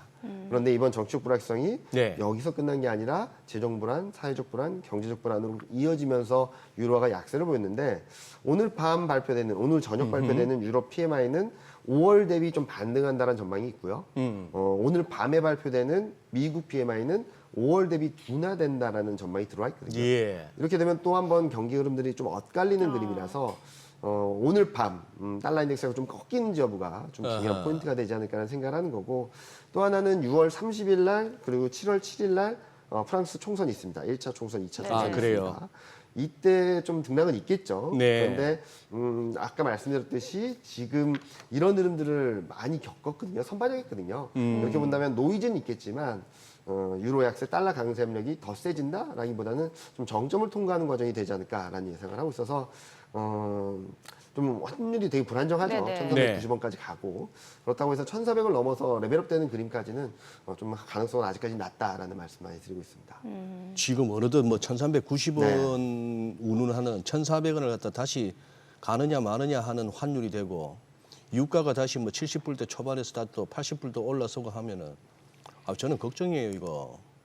아직까지 다른 뭐 식당의 음식값 무슨 뭐 장 볼 때 장바구니 물가 이런 거에 비해서 그나마 기름 넣을 때는 그렇죠. 이 유가에 이 환율에 어떻게 하지 휘발유 값이 뭐 디젤 값이 이 정도밖에 안 되지 싶으면서 감사하게 넣고 다니는데 이러다 이거 튀어버리면은 그렇죠. 그래서 영일만 앞바다에서 시추하겠다는 거잖아요. 네. 그래서 예. 아니 근데 뭐 테마도 너무 저출산도 어제 하루짜리 같던데 네.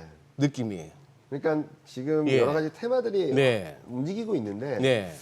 솔직히 말씀드리면 되게 긴 얘기들이 있거든요. 뭔 얘기죠? 네. 긴 얘기들에 의해서 기대감에 움직이고 있는데 네. 작년 같은 경우는 뭐 그럴 수 있다라고 치더라도 올해 같은 경우는 저는 넘버스 장세, 실적 장세라고 생각합니다. 네. 그렇기 때문에 실적에 좀 더 포인트를 맞춘 투자 전략이 필요하지 않나라는 말씀 많이 드리고 있습니다. 네. 그 자동차 섹터 또 여쭤보고 싶은데 사실 최근에 보면 현대차 같은 경우는 이제 인도법인 상장 이슈 기대감이 있고 여기에다가 최근에 테슬라 같은 경우는 이제 자율주행 네. 그 중국에서 승인받았다는 이슈까지 더해지면서 국내 증시에서 뭐 스마트카 관련주라든지 네.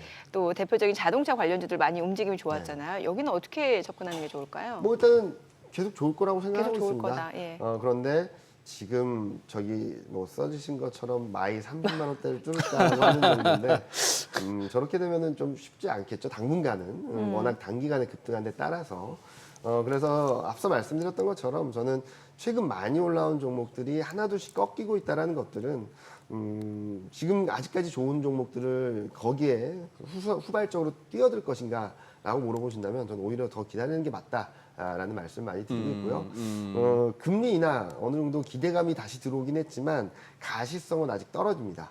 무슨 말씀을 드리냐면 7월에 할지 9월에 할지 아니면 12월에 할지 아직까지 명확하지 않거든요. 저는 진짜로 시장이 편하게 움직일 수 있는 구간은 네. 금리나 가시성이 높아지는 구간 또는 금리나 액션이 임박한 구간이다라고 생각을 하고 있어서 지금은 트레이딩 관점에서의 접근을 하시는 게 맞다라고 생각하고 있고 순환매 대응이 조금 더 유리한 구간이 아닐까라는 말씀 많이 드리고 있습니다. 말씀은 그렇게 해주시지만 이 순환매 대응이 이게 만만치 않더라고요 이게. 맞습니다. 그렇죠. 까딱하면 이게 단기 고점에 뒷북치는 사고. 경우가 있고.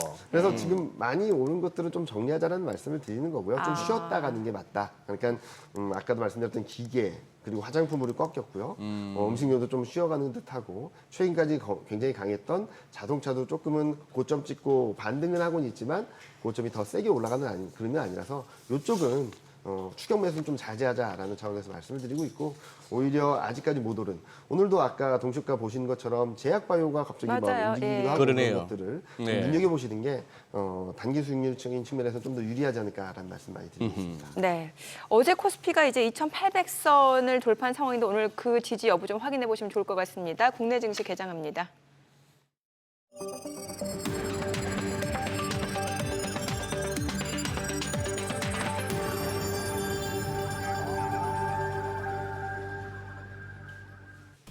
네, 6월 21일 금요일 국내 증시 개장했습니다. 간밤 뉴욕 증시 이제 준틴스데이 휴장을 마치고 개장한 상황에서 종목 간 변동성이 굉장히 큰 상황이었고요. 다우지수는 많이 올랐고 그동안 소외됐던 섹터들 많이 오르면서 다우지수가 올랐죠.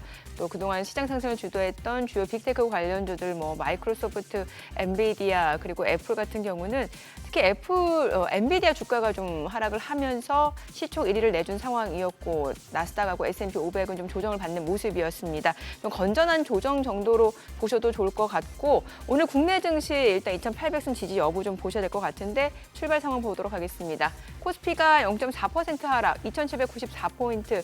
어제 2,800선을 돌파한 지 하루 만에 지금 일단 12포인트가량 떨어지면서 다시 2,800선을 하회하고 있는 상황이고요. 코스닥은 0.58% 하락합니다. 852포인트입니다. 양시장 하락 출발 보여주고 있고요. 시가총액 상위 종목 시초가 보겠습니다. 삼성전자가 1% 떨어집니다. 지금 87,000원 선이고요. SK하이닉스도 2.9% 약세입니다. 235,000원. LG에너지솔루션이 0.2% 떨어집니다. 339,000원이고요. 현대차가 오늘 0.3% 하락하네요. 284,500원. 삼성바이오로직스가 강보합으로 748,000원이고요. 기아가 지금 0.3% 떨어집니다. 131,100원이고요. 삼성전자 우선주 1% 하락합니다. 셀트리온이 소폭 올라갑니다. 185,000원. KB금융 0.7% 떨어지죠. 82,200원이고요. 포스코홀딩스가 약보합으로 372,000원. 상승으로 전환이 됐네요. 372,000원에 거래되고 있습니다. 코스닥 시가총액 상위 종목 시초가도 보도록 하겠습니다. 코스닥 쪽에서는 오늘 에코프로빔 지금 보합권으로 188,100원이고요. 알테오젠도 보합이고 에코프로도 지금 보합이고요. HLB가 0.7% 하락합니다. 63,000원이고요. 엔캠이 1% 약세 268,000원에 거래되고 있습니다. 그리고 HPSP가 2% 약세네요. 지금 38,850원. 삼천당제약 강보합권으로 163,500원이고 셀트리온제약은 좀 떨어집니다. 92,700원.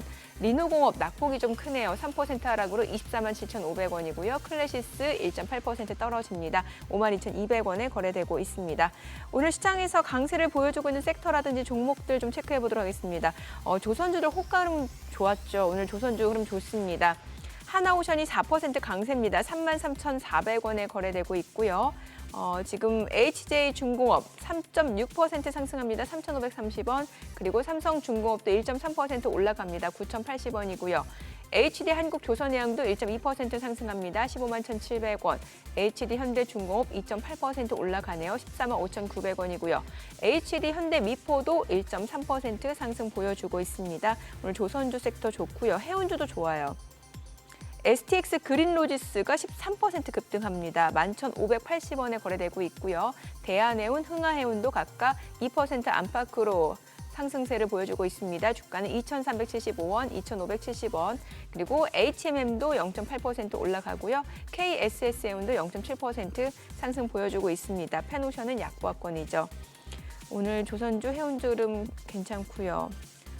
캐릭터 쪽 이제 뭐 어제 같은 경우는 저출산 그 테마주들 움직임이 좋았었는데 이제 특히 캐릭터 쪽으로는 캐리소프트가 18% 급등합니다. 4,900원 선을 중심으로 흐름이 이어지고 있는 상황이고요. 다만 이제 이쪽 섹터 테마 같은 경우는 지금 어제와는 좀 분위기가 다르게 상승 탄력이 다소 둔화되면서 종목 간의 희비가 엇갈리고 있고요. 캐리소프트는 급등하고 있습니다만 손오공은 1% 상승에 좀 그치고 있는 상황이고 그 밖에 종목들 같은 경우는 오히려 좀 차익 실현 물량들이 나오면서 소폭 하락 흐름이 좀 이어지고 있습니다. 전선주가 다시 움직이네요. 대원전선이 1.5% 상승 3,510원이고요. 가온전선도 1% 올라갑니다. 44,750원. LS에코에너지도 0.48% 상승 중이고요. LS가 2.8% 상승합니다. 145,100원. KBI메탈 소폭 상승이고요. 전선주 같은 경우도 이전만큼의 상승 탄력은 아닙니다. 좀 분위기 자체가 경계성 그런 심리도 좀 반영이 되는 것 같아요. 자, 그리고 오늘 보게 되면은 방위산업 쪽 흐름도 좋네요. 지금 뭐 한일단조, 한화시스템, 코츠테크놀로지 쪽 흐름 좋고요. 풍산이 11% 급등 중이고요. 현대 로템도 3% 강세고 풍산홀딩스도 2.6% 올라갑니다. 오늘 전반적으로 뭐 테마 또 섹터 순환매가 빠르게 나타나고 있는 상황에서 상승 탄력은 그렇게 크지는 않습니다. 하나 에어로스페이스는 오히려 좀 내림세고 LIG 넥스원도 0.2% 소폭 상승이고요. 오늘 풍산이 10% 급등하네요. 지금 시각 9시 5분 지나갑니다. 수급 상황 좀 체크해 보도록 하겠습니다. 오늘 유가증권 시장에서는 지금 개인 투자자, 외국인 투자자가 순매수 보여줍니다. 각각 103억 원, 159억 원 순매수고요. 기관 투자자가 201억 원 매도 우위, 코스닥에서는 개인 투자자 홀로 순매수입니다. 318억 원 매수 우위고 외국인과 기관 각각 128억 원, 163억 원 매도 우위입니다. 지금 시각 9시 5분 지나갑니다. 오늘 서울 외환시장 개장 상황 보도록 하겠습니다. 오늘 달러 환율 많이 올라가네요. 지금 7원 30전 상승한 1,392원에 개장이 됐습니다. 와, 지금 뭐 엔, 위안화, 원 다 약세고 시장 전체적으로 상승 탄력이 좀 둔화되는 분위기네요. 네, 그러네요. 네. 예. 뭐 어느 정도 뭐 야간 선물에서 예상되던 낙폭을 개장 초에 보여준다고 볼 수 있겠고 예외 없습니다. 엔비디아도 그렇고 어제 우리 화장품주 언급하는 가운데 강 부장께서 또 이렇게 요즘 너무 핫했던 실리콘2 같은 경우 어쨌거나 이게 RSI가 70 근방도 책에서는 과매수라고 하는데 거기서는 한번 배팅해 볼 만하지만 이거 80도 넘어가는 종목들을 갖다 거기서 막 들이대는 거는 정말 용감해야 돼요. 돈이 많든지. 네. 너무 급한 거는 확실히 쉬어갈 수밖에 없습니다. 쉬어가는 건지 거기서 다 고점 받는지를 몰라서 이제 우리가 고민이긴 한데 근데 조선주가 인상적이네요. 네. 부장님. 네. 요 받쳐줍니까 이게 펀더멘털이? 지금 순환매 차원에서 순환매 차원에서? 기계업 쪽이나 아니면은 그동안 뜨거웠던 내수주들이 좀 쉬어가는 네. 과정에서는 오늘 조선주가 좀 강한 모습들을 보여주고 있고 또 하나 좀 눈에 띄었던 거는 뭐 제약바이오도 조금은 버텨주고 있지만 2차전지가 더 안 빠지는 듯한 모습들도 보여주고 있거든요. 그러니까 그러네요. 그동안 부진했던 네. 3월, 4월, 5월 달에 힘들었던 업종들이 더 빠지기보다는 바닥을 잡아가는 그림들이 최선 나오고 있다. 이 와중에 조금이라도 좋은 소식들이 들려주면 좀 반등을 하는 그림들이 나오는 것이 아닌가라는 생각을 하고 있어서 지금은 어제 미국 증시가 보여줬던 건 이제 끝났다라는 게 아니라 좀 순환매 차원에서 움직임이 나타날 거다라는 것들이라서 지금 많이 올라갔던 것들을 추격 매수하는 것들은 최대한 자제하고 아직까지 덜 오른 좀 못 오른 업종들 종목들을 좀 관심 있게 바라보는 구간이 아마 이번 주 다음 주 7월 초까지는 좀 그런 쪽으로 컨셉을 잡고 투자를 하시면은 시장은 좀 등락이 있고 예. 오름폭이 좀 제한적이다 하더라도 시장 대응에 있어서 코스피 대비는 좀 아웃퍼폼할 수 있는 수익을 거두실 수 있지 않을까 생각을 하고 있습니다. 지금 화면에 뭐 2차전지 관련주 시세가 나오고 있습니다만 네. 저것도 어떻게 보면 이 부장님 말씀 맞다나 순환매의 일종인 것 같아요. 네. 뭐 그동안에는 테슬라가 오르면 같이 오르고 빠지면 빠지고 했던데 이제 그 소리 쑥 들어간 지도 한참 됐고 네. 이제는 또 다른 것들 그동안 잘 가던 쪽이 이제 주춤하니까 네. 통 안 움직이던 저쪽에 또 이제 매기가 네. 들어오네요. 만약에 시장이 부러지는 그림이었으면 네. 주도주도 같이 빠지겠지. 떨어졌고 네. 저런 네. 종목들도 빠졌어야 되고 네. 어제 미국 증시도 나스닥이 빠질 때 다우도 같이 빠졌을 거거든요. 그렇지 않았다라는 의미는 좀 순환매에 대한 포커스가 나타나고 있다는 생각을 하는 거고 또 하나 만약에 그냥 예. 보통 때 같았으면 오늘 2차전지가 빠졌어야죠. 네네네. 그렇죠. 채권이 반등을 그렇죠. 했으니까. 예. 그런데 그런 흐름이 아니라는 측면에서는 좀 시장 내부적으로 좀 변화가 있는 것이 아닌가라는 생각을 하고 있습니다. 내부적으로. 네. 좀 덜 오른 종목 하면 대표적으로 삼성전자 좀 덜 오른 거잖아요. 맞습니다. 네, 그래서 조정폭은 좀 제한적이라고 생각하고 있어요. 예. 그런 상황에서 지금 뭐 8만 원대 지지력 테스트를 하겠고, 그런, 예. 네, 그리고 코스피 같은 경우는 직전 고점, 그러니까 최근 저항으로 여겨졌던 2,770선 전후가 좀 지지선이 되지 않을까라는 생각을 하고 있어서 저는 전자는 좀 밀리면 좀 사도 된다 트레이딩 관점에서 생각을 하고 있고 닉스는 아직까지 좀 조심하자 23만 원대는 좀 부담스럽지 않나라는 생각을 하고 있습니다. 네. 예. 미용 의료기기 쪽은 어떻게 보세요? 요즘에 보면은 그 한창 광고 나왔던 뭐 APR도 그렇고 네. 아니면은 뭐 클래시스라든지 비올이라든지 제이시스 메디칼 이것도 사실 수출 모멘텀이 굉장히 있는 맞습니다. 섹터잖아요. 네네. 예, 오늘 좀 움직임이 좋거든요. 뭐 그런 측면에서 본다면 오늘도 수출 20일까지 수출 데이터가 나왔는데 네, 맞아요. 그런 수출 데이터가 나올 때마다 좀 좋은 그림들을 보여주겠죠. 물론 미리 오른 것들은 그렇게 수혜를 받지 못하겠지만 아직까지 덜 오른 종목들 그리고 많이 올랐다가 다시 되돌리는 종목들은 좀 움직임이 나타날 수 있다라고 생각하고 있어서 뭐 한국 수출 반도체만 있는 것이 아니냐라고 네네. 하시는데 IT 전반도 좋고요. 그리고 조선도 좋고 그리고 최근 들어서는 음식료 그리고 2차 전지하고 전기차도 전월 대비로 보면 이제 바닥을 잡고 조금씩 올라오는 그림이 네. 나타나고 있거든요. 그런 것들을 좀 눈여겨 보신다면 투자 기회는 훨씬 더 많을 수 있다라는 말씀 많이 드리고 있습니다. 많이 오른 것보다 좀 덜 오른 것들, 좀 많이 올랐다가 좀 조정받은 것들, 선조정받은 것들 그런 쪽에서 투자 기회가 더 열릴 수 있다는 생각을 하고 있습니다. 지금 이제 반도체 쪽에서 실적 남은 게 마이크론입니까?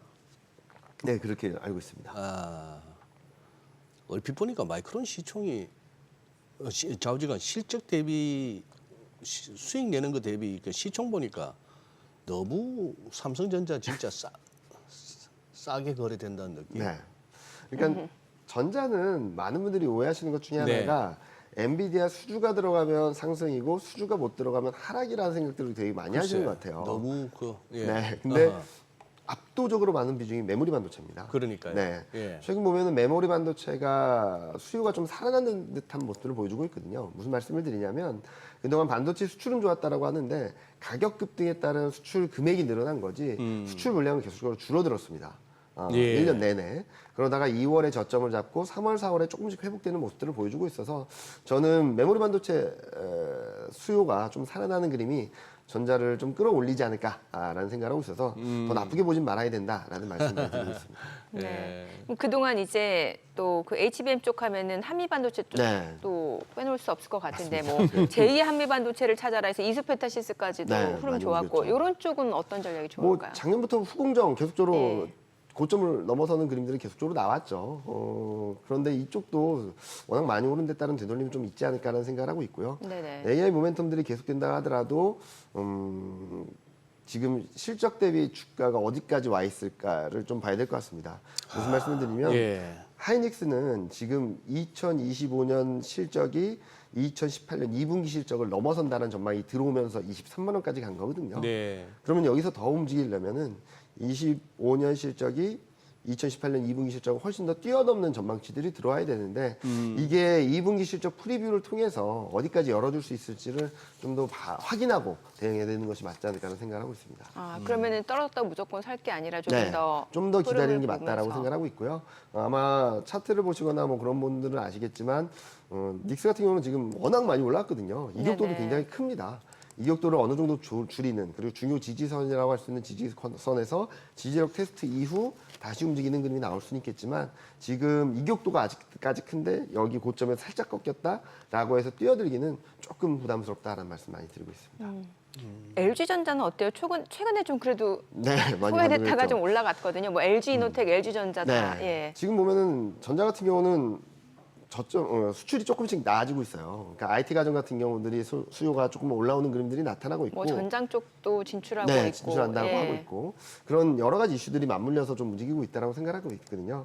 그래서 저는 뭐 LG 그룹주들이 지금 좀 움직하고 있죠. 네네. 이노텍 같은 경우는 뭐 애플 수요에 대한 맞아요. 기대감들도 있고 이런 그림들이 있다면은 뭐 반도체 수출, 그러니까 수출 데이터로 보면 좀 어느 정도 보이거든요. 지금 무선 통신기기도 그동안 부진했다가 전년 대비 플러스를 계속적으로 이어주고 있고 네. 가전 같은 경우도 플러스를 유지하고 있고 이런 그림들이 나타나고 본다면 수출이나 실적 대비 많이 눌린 종목들이 다시금 움직이는 구간으로 들어오는 것이다라는 차원에서 좀 접근을 하시는 게 맞지 않을까 생각을 하고 있습니다. 외국인들이 보니까 삼성전자, LG전자, 기아를 좀 많이 사거든요. 그래서 좀 여쭤봤어요. 지금 보니까 외국인들이 이 지수 하방적으로 그다지 포지션이 준비 안 된 것 같아요. 네. 막내. 그러니까 금리 빠지네. 레벨이 예, 많이 예, 떨어져 예, 있다 예, 보니까 예. 외국인이 뭐 여기서 금리 반등에 배팅하기는 또 부담스럽거든요. 네, 왜냐면은 네.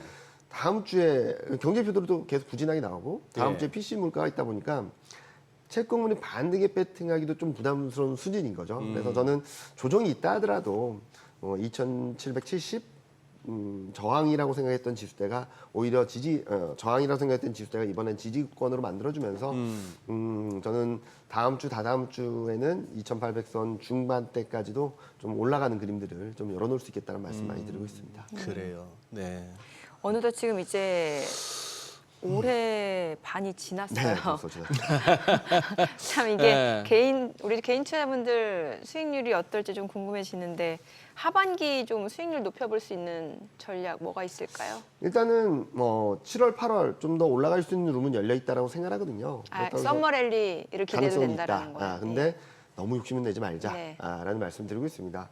왜냐면은 9월 FMC를 전후로 해서 시장 흐름들이 조금은 불안정해질 수 있기 때문에 저는 그때가 좀 하반기 또는 올해 말 내년 초까지 열어놨을 때 되게 좋은 매수 기회가 될 수 있다고 생각하고 있어서 지금은 말씀드렸던 순환매 차원에서의 트레이딩 관점에서 대응 그리고 적극적인 매수 그러니까 적극적인 비중 확대는 지금 코스피의 2,800, 2,900선대로 가는 그림보다는 2,600선대가 한번 올 수 있기 때문에 그때 한번 적극적으로 노려보시는 게 좋지 않을까.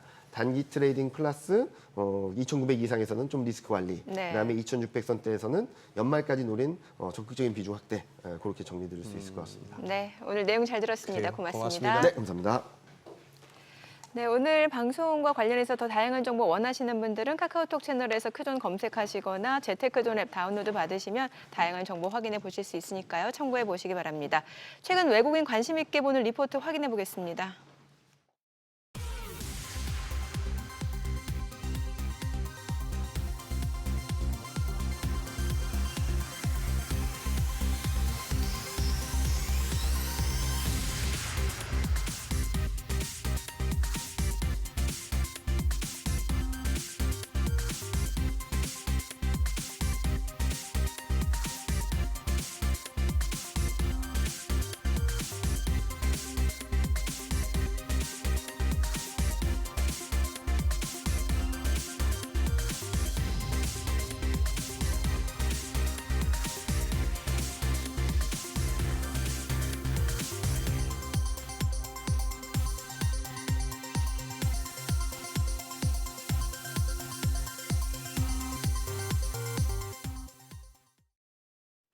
한숨 고르며 마감한 뉴욕 증시의 상황, 그리고 치솟고 있는 달러 대비 원화 환율의 상황을 고려하면서 우리 시장 오늘은 좀 반락하고 있습니다. 특히 코스피가 지금 나흘 만에 하락 전환을 했습니다. 0.71% 마이너스권으로 2,800선 하루 만에 반납했는데요. 2,787선에서 전개가 되고 있고요. 코스닥은 하락폭이 더 큽니다. 1% 가까이 내리고 있는데 849선 전개되고 있습니다. 수급 상황 보시죠. 유가증권 시장에서 그래도 외국인은 매수세 보여주고 있습니다. 소폭이지만 236억 원 순매수. 여기에 기관이 오늘은 사들입니다. 720억 원 사자 포지션 보이고 있고요. 기관 홀로 772억 원 매도 우위입니다. 코스닥 시장 매매 동향 보시죠. 코스닥 시장에서는 이거래일 연속 양매도가 연출됩니다. 외국인이 429억 원 매도 우위, 기관도 222억 원 순매도세 보여주고 있고요. 개인 홀로 691억 원 사자 포지션입니다. 업종별 등락률 체크하시죠. 오늘은 조선과 우주항공과 국방업종 그리고 해운업종이 강한 흐름 연출 중입니다. 반면에 자동차, 반도체 업종은 좀 상승 추세가 꺾이고 있고요. 여기에 더해서 전자장비와 기기, 자동차 업종까지도 약세 보여주고 있습니다. 시장이 전반적으로 약한데 그중에서도 상승부를 킨 테마는 있습니다. 종목별 시세 체크하시죠. 오늘 해운 업종이 장 초반에 강했었는데 지금 다 하락 전환된 상황입니다. 중동 지역에서 추가적인 우려가 고조되자 이제 홍해를 돌아가야 하다 보니 해상 운임이 더 오를 수 있다는 전망이 나오면서 해운주가 개장 후에 바로 주목을 받았었는데요. 해운주 중에서는 STX 그린로지스만 8.9% 강한 시세 보여주면서 11,130원 선에서 거래가 되고 있고요. 나머지 대한해운과 흥하해운이 0.6%대 약세, 그리고 HMM과 KSS 해운도 하락 전환됐습니다. 조선주가 올라갑니다. 조선주 같은 경우에는 이제 한화오션이 미국 필리 조선소를 연내 인수한다는 소식이 전해졌습니다. 국내 기업이 미국의 조선소를 인수하는 것은 이번이 첫 사례로 미국의 방산과 조선산업 진출을 위한 포석이라는 평가가 나오는데요. 이 소식에 HD 한국조선해양이 52주 신고가 경신했습니다. 지금 상승폭을 조금 줄이면서 1% 가까운 오름세 15만 1,200원에 거래가 되고 있고요. 조선주 중에서는 HD 현대중공업이 4.51% 올라갑니다. 14만 8,300원에 거래되고 있습니다. 하나오션도 2.18% 플러스권으로 32,750원. HJ중공업이 1.76% 강세 흐름 연출 중이고요. 삼성중공업도 0.89% 오름세 유지하고 있습니다. 조선업종과 함께 조선기자재 섹터가 일부 상승세 기록 중입니다. 관련주 중에서는 태광이 시세를 내고 있는데요. 태광은 배관 자재와 관 이음 쇠류를 엑슨모빌과 아람코 등에 공급 중이라는 사실이 부각되면서 상승폭을 키우고 있습니다. 현재 18% 가까운 질주를 보여줍니다. 15,770원에 거래되고 있고요. 성광밴드가 6.41% 올라가면서 11,950원. SK오션플랜트 1.64% 플러스권입니다. 13,610원 기록 중이고 세진중공업도 1.69% 오르면서 8,400원에 거래되고 있습니다. 마지막으로 방산주 보시죠. 정부가 북한과 러시아를 규탄하며 우크라이나의 무기 지원 방안을 검토한다는 소식이 알려지면서 방산주가 주목받고 있습니다. 방위산업 관련주 중에서는 풍산이 10% 가까운 오름세 유지 중입니다. 지금 거래가는 67,500원으로 집계가 되고 있고요. 한일단조가 5.78% 올라가면서 2,380원. 코츠테크놀로지가 1.12% 상승하면서 22,700원에 거래되고 있습니다. 또 풍산홀딩스도 2.3% 강세인데요. 28,900원 거래 중이고요. 하나시스템은 지금 하락 중입니다. 2.76% 내려가네요. 19,740원으로 집계되고 있습니다. 오늘 일단 시장이 전반적으로 약한 분위기인데요. 오늘장에서 눈여겨볼 업종 어떤 게 있을지 그리고 시장 대응 전략까지 알아보겠습니다. 오늘은 탑TV 소속 김진균 전문가 전화 연결돼 있습니다. 안녕하세요. 네, 안녕하세요. 네, 최근에 국내 증시에서 대형주 위주의 장세가 펼쳐졌었는데 오늘은 지금 유가증권 시장 시총 상위 10위권의 종목들이 모두 하락세 보여주고 있습니다. 증시 양방 어떻게 보시나요?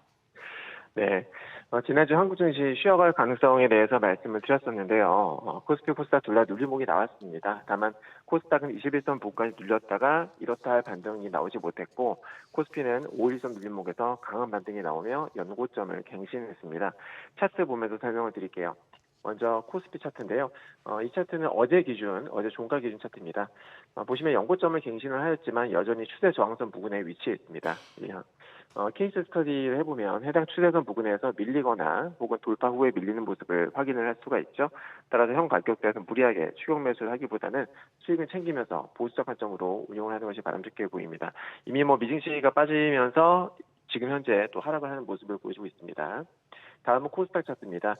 마찬가지로 어제 종가 기준 차트입니다. 코스닥은 코스피와는 달리 넘어야 할 산들이 많아 보이죠. 반등이 조금만 나와도 매물대가 워낙 많다 보니까 뚫기가 쉽지 않은 모양새입니다. 하지만 중기적 관점에서는 여전히 긍정적으로 보고 있습니다. 시간이 다소 걸릴 수는 있겠으나 현재 보여지는 모습은 계단식 상승을 위한 매물 소화 과정으로 보여지기 때문입니다. 그리고 지수가 이렇게 별로일 때는 상대적으로 강한 추세를 유지하는 섹터들 공략을 하면 되는데요. 대표적으로 제약바이오라든지 반도체 정도를 보시면 되겠습니다. 네, 오늘 좀 지수 자체가 밀리고 있는데 이런 장세 속에서 오늘 좀 눈여겨볼 업종 어떤 게 있을까요? 네, 지난주 말씀드렸던 브랜드엑스 코퍼레이션, 이루다, 한국단자 모두 좋은 흐름을 보여줬고요. 오늘도 추세가 좋아 보이는 세 종목을 준비해봤습니다. 첫 번째로는 금호석유입니다. 지난 6월 7일 관심주로 제시해드렸던 종목입니다.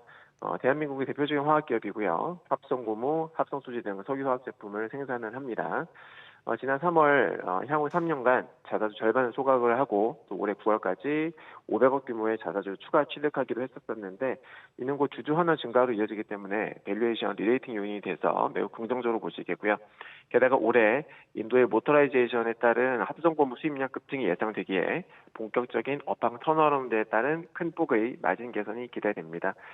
기술적 관점에서 본다면 최근 기관 매수에 힘입어서 정배우로 전환 후 안정적인 흐름을 보여주고 있습니다. 자, 두 번째로는 데브 시스터즈가 되겠습니다. 쿠키런으로 유명한 모바일 게임 회사죠. 지난 2021년에 쿠키런 킹덤 출시로 대박을 터뜨린 이후로 이렇다 할 신작이 없다 보니 최근 2년간 적자가 지속됐습니다.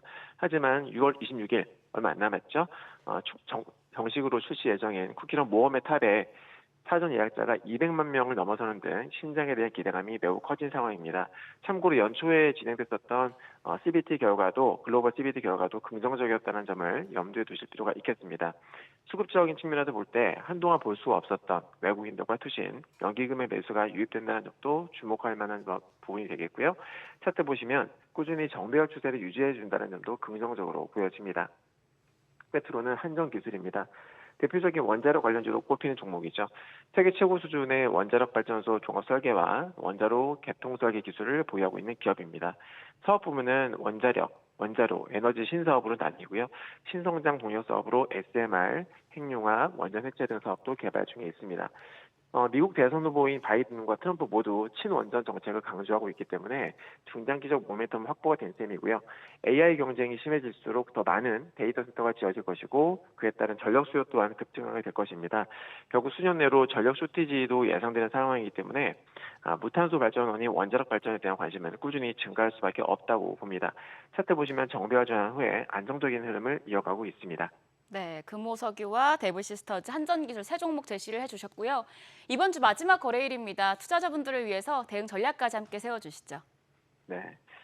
금일 말씀드린 내용들은 어제 작성을 한 것인데 미증 시가 너무 비이성 과열이라 조심해야 된다라는 내용을 담았었는데 마침 딱 조정을 받았습니다. 투자자분들께서도 느끼고 계시겠지만 최근 미국 증시의 상황은 비정상적인 흐름을 보여주고 있습니다. 자료화면 보시면 CNN이 제공하는 투자심리 대표지수 Fear and Greed 인덱스를 보시게 되면 전일 기준으로 Fear 단계로 나옵니다. 통상적으로 지수가 신고가라면 응당 Extreme Greed가 나와야 되는데 실상은 그렇지가 못합니다. 이유는 간단합니다.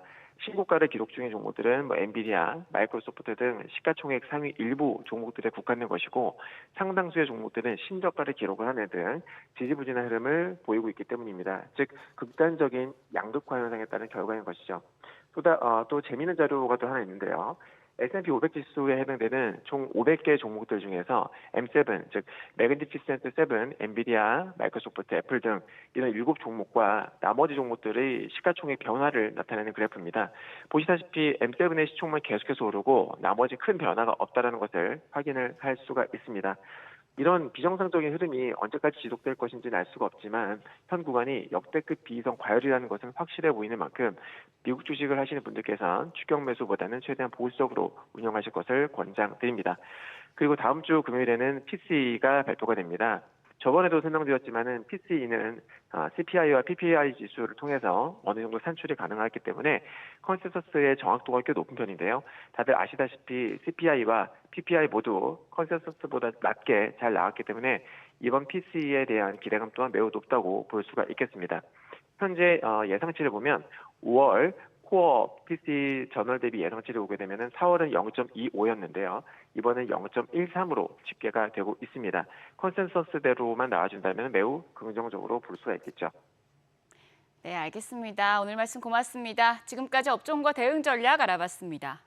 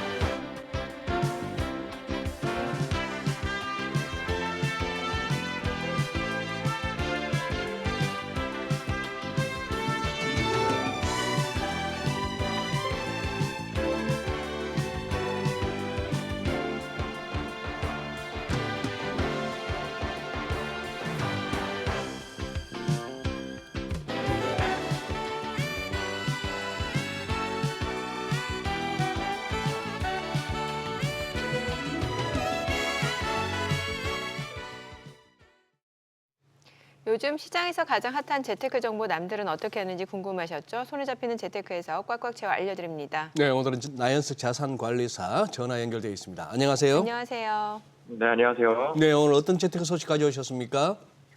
네, 금융사들이 잇따라 채권 시장을 통한 자금 조달에 나서고 있습니다. 제네외 불확실성 확대에 대비해서 선제적으로 자금을 확보하겠다는 계획인데요. 채권 투자자 입장에서는 금융채 발행이 잇따르는 지금이 다양한 채권을 골라 잡을 수 있는 투자 기회일 수 있는 만큼 오늘 내용 잘 들어주시면 좋을 것 같습니다.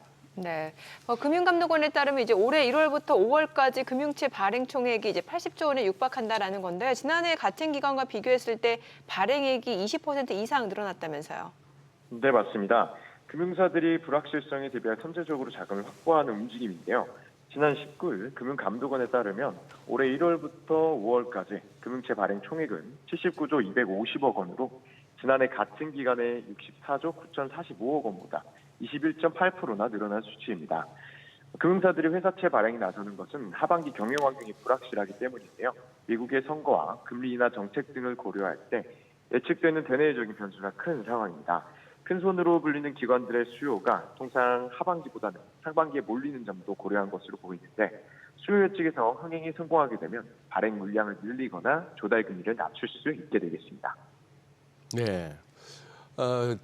일반 기업들이 발행하는 그 회사채에 비해서 이제 금융사 채권은 개인 투자자들의 선호도도 높은 편인데요. 요즘에는 특히 이제 신종자본증권의 투자자들이 많이 몰리고 있다고 하는데 이 신종자본증권 어떤 상품입니까? 네. 신종자본증권은 간단하게 말하면 주식처럼 만기가 없으면서 채권처럼 매년 일정한 이자나 배당을 주는 금융상품입니다. 신종자본증권은 말씀드렸다시피 만기가 없거나 30년 이상으로 긴 연구체인데요. 발행 금융회사가 통상 발행 5년 후 중도 상환하는 콜옵션을 약속합니다. 이는 금리가 올 하반기 이후 내리막길에 접어든다 해도 향후 5년간은 4%대 금리를 묶어둘 수 있는 셈인데요.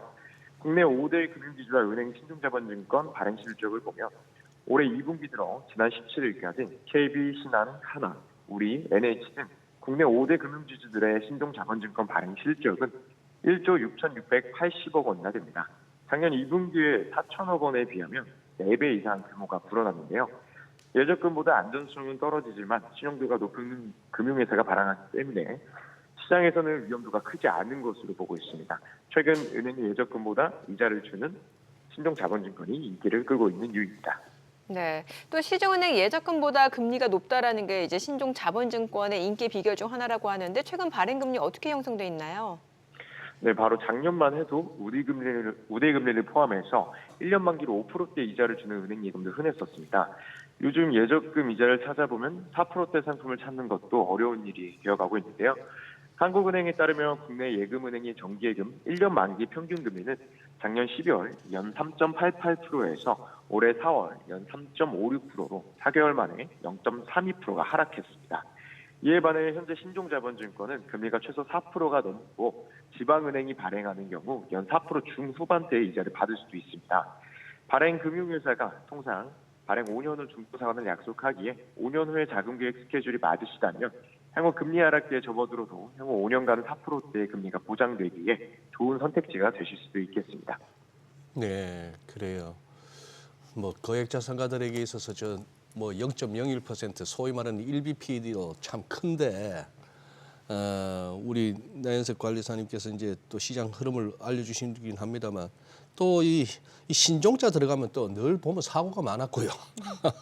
작년에 또 이제 글로벌 투자은행 크레딧 스위스가 또 이렇게 UBS에 인수되는 과정에서 우리 돈 한 25조 원어치 신종자본증권 모두 상각 처리되는 뭐 그런 사건도 있었습니다. 그 당시 시장 충격이 좀 적지 않았는데, 자 이제 투자자분들도 원금 손실 가능성은 늘 염두에 둬야 하지 않을까요? 네, 언제나 우리가 예상하지 못하는 금융시장 위기는 존재하는데요. 글로벌 금융시장의 위기가 닥치거나 경영 여건이 악화된다면 원금에 대한 책임은 자본증권 발행사가 책임을 지지 않습니다. 이 신종자본증권은 위기가 발생하면 은행 보통주로 전환이 되거나 상각 처리가 됩니다. 위기의 순간에 자본으로 처리되기 때문에 현재 순위가 후순위채보다도 더 뒤로 밀리게 되는데요. 작년 글로벌 투자은행 크레딧 스위스가 경쟁사 UBS에 인수되는 과정에서 신종자본증권이 모두 상각 처리되었던 케이스가 있었습니다. 따라서 늘 원금 손실 가능성에 대해 충분히 인지를 하고 계셔야겠고요. 앞서 설명드렸던 투자 포인트가 금리 하락기에도 5년간 4%대의 금리를 받을 수 있다라고 말씀을 드렸었는데 이는 달리 말하면 5년간은 돈을 찾을 수 없다는 의미이기도 합니다. 그래서 이 부분도 감안을 하셔야겠고요. 하지만 은행과 달리 만기 전 매도를 신청할 수 있는 증권사도 있기 때문에 만기 전 매도가 가능한지 꼭 체크해 보시기 바라겠습니다. 네, 오늘 내용 잘 들었습니다. 고맙습니다. 네, 감사합니다. 서울시가 토지거래 허가 지역 재지정을 결정했습니다. 최근 강남권을 중심으로 집값 오름세가 뚜렷해지면서 시장 불안감을 사전에 차단하겠다라는 건데요. 해당 주민들 사이에서는 볼멘 소리가 나오고 있습니다. 서울시 내에서도 전세값이 더 오를 수 있다라는 지적이 나오면서 시장 불안감을 부추기는 것 아닌지 우려가 제기되고 있습니다. 네, 이런 와중에 수도권에서도 교통 호재를 안고 신고가를 기록하는 곳이 소속 나오고 있는데요. 집값이 다시 본격적으로 오르는 걸까요? 한 주간의 부동산 정보 오늘 함께 살펴보시죠. 도시와 경제 송승인 대표 자리했습니다. 어서 오세요, 송 대표님. 안녕하세요. 네. 토지거래 허가 재지정. 요거 먼저 한번 살펴보시죠. 서울시가 이제 국제교류 복합지구, 네. 그 인근 4개동 토지거래 허가 구역으로 재지정했다. 최근에 이제 보류 결정 나면서 해제되나 싶기도 했는데 결국 그쪽에 또 이제 집값이 꿈틀거리니까 다시 또 재지정한 것 같아요. 네, 뭐 그렇게 볼 수도 있고요. 네. 워낙 그 지역의 상징성이 높다 보니까 상징성. 네, 뭐 재지정했다라고 봐야 되겠죠. 네. 그렇게 뭐 지금 다시 오름세라고 해도 작년 같은 경우는 오름세는 아니었잖아요. 예, 그런데도 그렇죠. 토지거래 허가구역은 그랬죠. 유지가 됐거든요. 왜냐하면은 지금 이 토지거래 허가구역에 지금 재지정된 지역들 보면은 뭐 강남에 있는 삼성동, 그다음에 청담동, 또 대치동, 잠실 뭐 이런 지역들입니다. 네. 그러니까 누가 봐도 서울에서 주택가격이 가장 높고 그다음에 그 지역이 뭐 시장을 리딩을 하는 그런 지역이라고 볼 수 있겠죠. 지금 그래픽에 나온 것처럼 회복률이 높다. 그리고 뭐 상승 전환을 해서 아파트에 불안 소지가 있다라고 해도 주택가격이 또 떨어졌을 때는 지정을 안 했던 그런 상황이 그 지정을 계속적으로 해왔던 그런 상황이기 네. 때문에 그 의미에 대해서 많은 그 주민들이 고민들을 하고 뭐 여러 가지 본인의 재산권의 활용 뭐 이런 거에 대한 그 불면 목소리들이 나온 예. 것 같습니다. 왜냐하면은 지금 아까 말씀하신 것처럼 이 지역들이 지금 굉장히 뭐 서울시 안에서도 가장 뭐 뜨거운 지역 중에 하나인데 여기에 이제 거래를 제한하다 보니까 좀 문제들이 많이들 발생하는 것 같아요. 거래를 하는 곳들 보면 주거가 6제곱미터 그러니까 소위 과거로 얘기하면 한 2평 남짓한 그 정도 면적이고 또 상업지역도 15제곱미터 정도밖에 안 되는 이런 면적들만 하더라도 거래를 하게 되면은 뭐 일정 기간에 어떤 뭐 자금에 대한 뭐 비중이라든지 또는 거주에 대한 정확한 의사 뭐 이런 것들을 확인을 해야 되는 그런 상황이거든요. 그래서 이게 실제로 실거주만 하다 보니까 매매 시장이나 또 거기에서 이제 거래 매매를 통해서 월세나 이제 전세들 나오는 물량 뭐 이런 것들이 좀 축소가 된다라고 의견들이 있죠. 그리고 이게 계속적으로 과연 이게 이제 토지거래 허가구역으로 지정이 됐다라고 해가지고 집값이 안정되고 그 해당 단지의 아파트 가격이 안 올랐냐라고 하면은 또 그렇지도 않은 그렇지도 거거든요. 않아요. 예. 신고가가 가장 예. 많이 나왔던 그런 아파트들 중에서도 그 한 곳으로 뽑힐 정도고 가장 뭐 최고가가 기록하는 지역들이 이 해당 지역이다 보니까 과연 이게 뭐 앞에 그래픽에서는 이제 주택 가격의 안정을 위해서 가져오는 그런 제도다라고 이야기는 하지만 뭐 이 주민들하고 그다음에 그 투자 시장 그리고 거래 시장 안에서는 이 토지 거래 허가 구역에 대한 지정 이게 실효성에 대한 문제는 상당 기간 그 논의가 되고 있고 의문을 제기하고 있는 그런 제도라고는 볼 수 있을 것 같습니다. 참 이게 가격이 좀 오르니까 다시 이제 재지정을 한다는 측면에서 그쪽 주민들 입장에서는 참 불만일 것 같아요. 그렇겠네요. 예, 형평성이 어긋나고 또 당초 제도 도입 취지와도 맞지 않는다 이런 지적도 나올 수밖에 없을 것 같은데요. 네, 그러니까 이게 거래가 지정되면서 뭐 이게 1, 2년이 아니라 뭐 한 4, 5년 정도 되다 보니까 네. 그 기간 동안 5년 동안 그 거래를 못하는 그러니까 거래를 못한다라기보다 제약이 그렇게 생기는 네, 거에 네. 대해서 허가를 받고 해야 되는 거잖아요. 네, 그렇죠. 예. 그러니까 이런 뭐 문제들 때문에 고민들을 하고 또 도계위에서 이제 뭐 여러 가지 뭐 그 지정 보류에 대한 뭐 의견들도 나왔었고 또 그다음에 서울시 같은 경우도 뭐 이런 지정에 대한 것들에 대해서 얘기를 하는데 이게 토지거래 허가 구역에 대한 그 문제가 이 거래에 대한 제한뿐만 아니라 공무원들에 대한 그 권력 이런 게 너무 강하다. 왜냐하면은 특정 지역을 어떤 제도를 바탕으로 해서 주민들이 거래를 못하게 되는 그렇겠네요. 그런 뭐 하나의 엄청난 그 권력을 갖게 되다 보니까 이런 권력에 대한 그 얘기들 또 나오고 있고요. 또 형평성 아까 지적을 하셨잖아요. 그러면 이게 지금 그 청담동 그다음에 뭐 압구정동이나 뭐 이런 잠실, 뭐 여의도 뭐 이런 데들도 지금 토지거래 허가구역이거든요. 근데 지금 집값이 가장 높다라고 평가를 받고 있는 그 반포 지역 같은 경우는 또 토지거래 허가구역에서 벗어났어요. 그러니까 뭐 여기 바로 옆에 있는 곳들 같은 경우는 거래들이 다 되어 있고 이 반포 같은 경우는 지금 풀려 있다 보니까 어떤 자금이라든지 투자 또는 거래 활성화 뭐 이런 쪽에서는 또 반포에서는 이어지고 있는 거죠. 그래서 한때 얘기가 이게 토지거래 허가구역인지 주택거래 허가구역인지 모를 정도로 이 뭐 내 집을 왜 이거 사고 팔고 하는 거 다 허락받고 내 재산권을 활용을 못하냐 이런 부분들도 있고요. 삼성동 같은 경우 지금 그 GBC라고 해서 국제교류 복합지구 있죠. 또 거기에 현대자동차 개발도 하고 있죠. 또 잠실에 뭐 여러 가지 뭐 그 문화라든지 공원들 뭐 이렇게 해가지고 조성들 하는 그런 마이스 산업 같은 게 이어지고 있거든요. 근데 뭐 주민들 입장에서 봤을 때는 그게 이제 먼 미래의 비전이고 사업이긴 한데 지금 당장 사업이 뭐 진척되는 게 빠르게 나타나고 있냐?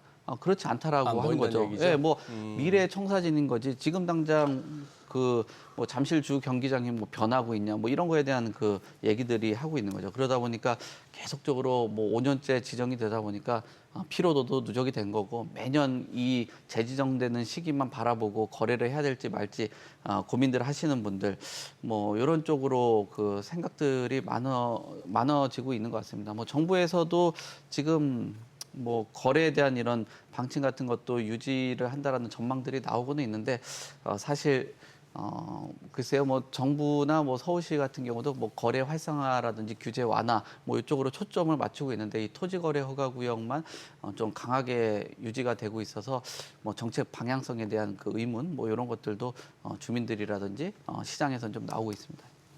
우리 뭐 송 대표께서 워낙 뭐 완곡하게 이렇게 표현을 하셔서 그렇지. 아까 우리 저 자막 처리된 게 저그만한 그게 어디 있습니까? 주민들. 네. 도대체 내 집 파는데 왜 허락을 그렇죠. 받아야 되느냐고. 네. 자유민주주의 국가에서. 네.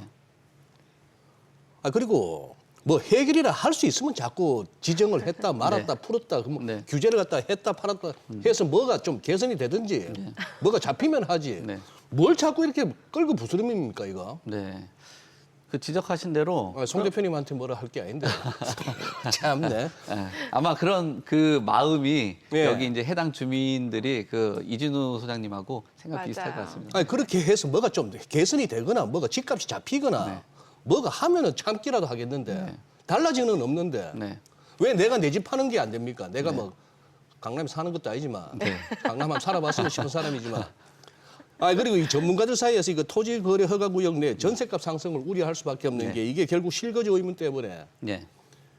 뭐 좌우지간 실거주 하니까 전세 공급도 줄 그렇죠. 거고 그렇죠. 그러다 보니 또 이제 갭 투자는 많기는 게 맞고 제가 봐서는 네. 이딴 거는 안 하는 게 맞고 네. 근데 서울시는 구역 지정 때문에 전세값이 오른다고 보기는 어렵다. 네. 뭐 그런 입장인데요. 근데 이게 그 이론적으로 봤을 때는 어떤 주택을 매입을 하고 나서 전세를 임대를 공급을 하게 된다라면은 네. 이 공급되는 물량들이 시장에서 유통이 되다 보니까 전세가 안정에는 도움이 될 수는 그렇죠. 있다라고 예. 볼 수는 있을 것 같아요. 그래서 2년 동안 실거주를 의무적으로 해야 된다라는 거는 역시나 뭐 전세 물량들을 내놓는 거에 대한 그거는 좀 한계가 있는 거죠. 근데 이제 지금 그래픽에도 나오는 것처럼 이게 실거주 물량 감소로 해서 전세가 오른다라는 발언은 있었다. 근데 저 밑에 텍스트에 나온 것처럼 통계나 연구가 부족한 거는 사실이다라는 거는 의미는 있는 것 같아요. 왜냐하면 토지거래 허가구역의 그 지정 때문에 전세가가 올랐다라기보다는 시장 전반적으로 봤을 때는 다 전세 가격이 오르고 있는 그런 상황이기 때문에 이 토지거래 허가구역 때문에 그 지역에 뭐 전세가가 올랐다라고 보기는 좀 어려운 것 같고 네. 뭐 삼성하고 청담, 대치동 뭐 이 지역 일대의 전세값에 대한 그 격차가 좀 크다라고 하는 거는 나오긴 하지만 그 지역이 또 살기가 좋기 때문에 전세값도 높은 네, 것도 네. 사실이거든요.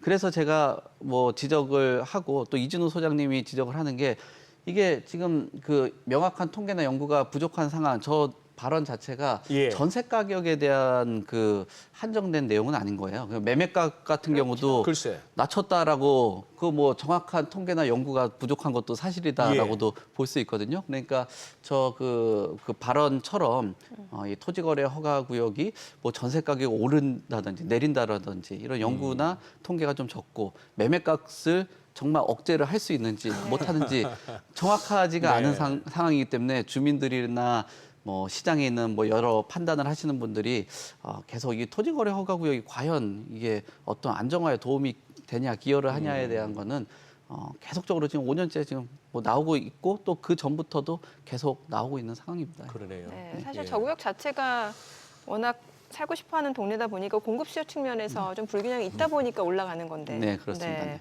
그 GTX 얘기 좀 여쭤볼게요. 지금 이제 GTX A 노선 주변 수혜 단지 위주로 이제 뭐 시고가 얘기들 많이 나오고 있는데 네. 아직 개통하지 않은 게 이제 GTX B, C 이쪽도 네. 지금 주변으로 시세들이 좀 움직임이 있다면서요. 네, 그렇습니다. 지금 BC 같은 경우는 그래도 뭐 DF, 뭐 Z까지 나온다 뭐 그런 얘기도 했었는데 그래도 BC 같은 경우는 다른 그 DF보다는 아무래도 좀 실현 가능성에 대한 기대가 좀 커지기 때문에 많은 분들이 좀 이렇게 관심들을 갖고 있는 것 같습니다. 특히나 A 노선 같은 경우는 그 개통이 되고 나서 가격들이 그 올랐던 그런 상황들이 나오고요. 지금 아르 오담지 풍림 같은 경우도 A 노선이 들어가잖아요. 지금 전용 면적 163제곱미터도 22억을 기록할 정도로 뭐 신고가들이 일어나고 있는 상황입니다. 그리고 B 노선하고 C 노선 같은 경우도 뭐 의정부하고 부천 여기가 이제 서울하고 접근성이 좀 개선이 되다 보니까 계속적으로 좀 관심들이 커지고 있는 것 같아요. 그리고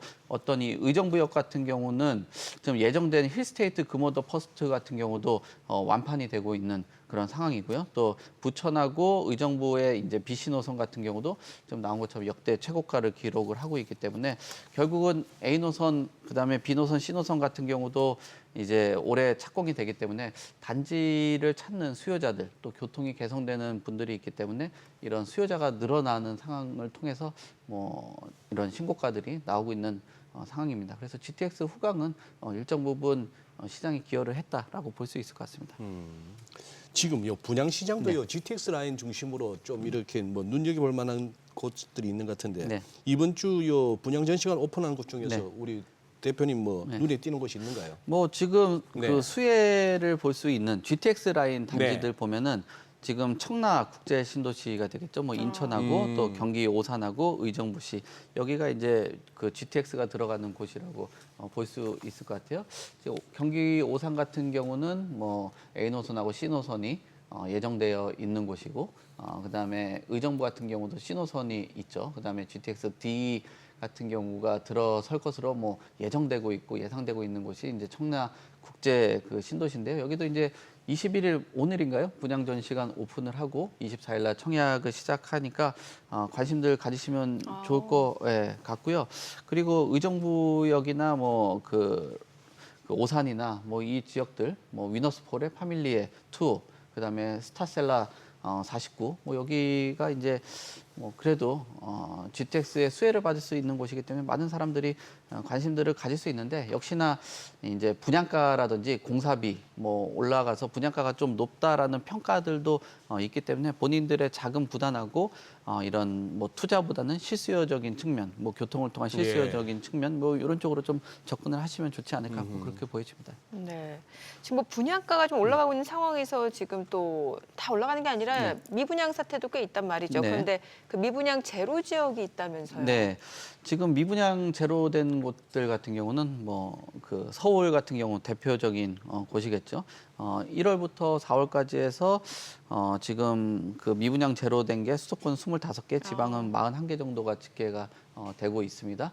오산 같은 경우도 상당히 좀 인기가 있는 지역입니다. 아까 앞에서 나온 그 분양 단지가 있죠. 그다음에 과천 뭐 너무 잘 알고 있죠. 그다음 성북구나 강동, 강남, 서초 뭐 여기는 말할 것도 없이 서울에서 미분양이 나는 지역들입니다. 거기서 분양 물량들이 나오죠. 지금 힐스테이트 오산 더클래스하고 과천 디에트로 퍼스티지, 그다음에 밑에 프로지오 라디우스 파크, 뭐 그다음에 레벤투스 원펜타스, 그다음에 그란츠 리버 파크 뭐 이런 것들에서 물량들이 나오고 있습니다. 총 세대 수도 1000세대 가까운 단지들도 있고 뭐 소규모 단지라고 해도 일반 분양 그 규모 대비했을 때 일반 분양 물량들이 좀 나오고 있는 그런 물량이기 때문에 여러분들이 뭐 시청하시는 분들이 이 지역하고 좀 관심이 있다 그러면은 그래도 미분양이 나온다라는 거는 결국은 수요 대비했을 때 공급이 좀 부족한 지역들이고 또 신규 아파트를 선호하는 지역이다 보니까 이런 단지들 한번 눈여겨볼 만하다 뭐 그렇게 보여집니다. 와, 갈수록 아파트 이름이 길어지네요. 네. 잘하면 이거 김수환, 뭐 거북이와 두루비까지 나오겠다 이거. 네, 와. 그렇죠. 아니 근데 지금 미분양제로 같으면 서울, 강남 아니겠어요? 네. 여기는 또 분양가 상한제까지 있으니까 네. 이거는 뭐 분양 당첨만 되면 이거는 뭐 대박 그렇죠, 아닙니까? 저렇게. 이거? 네, 그렇죠. 거기에 이제 정비 예. 사업지 물량이다 보니까 네. 그 주변에 기반 시설도 잘 갖추고 있어요. 거기에 아마 이제 당첨이 된다라고 하면은 네. 시세 차익이 뭐 10억 이상은 무조건 나온다라고 평가들이 있고요.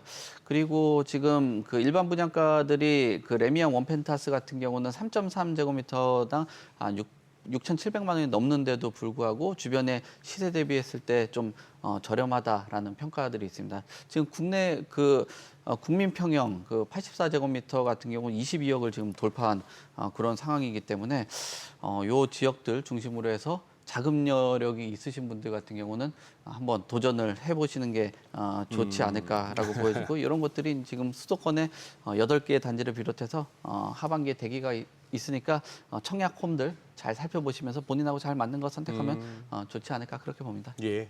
네, 오늘 내용 잘 들었습니다. 예, 고맙습니다. 네, 감사합니다. 네.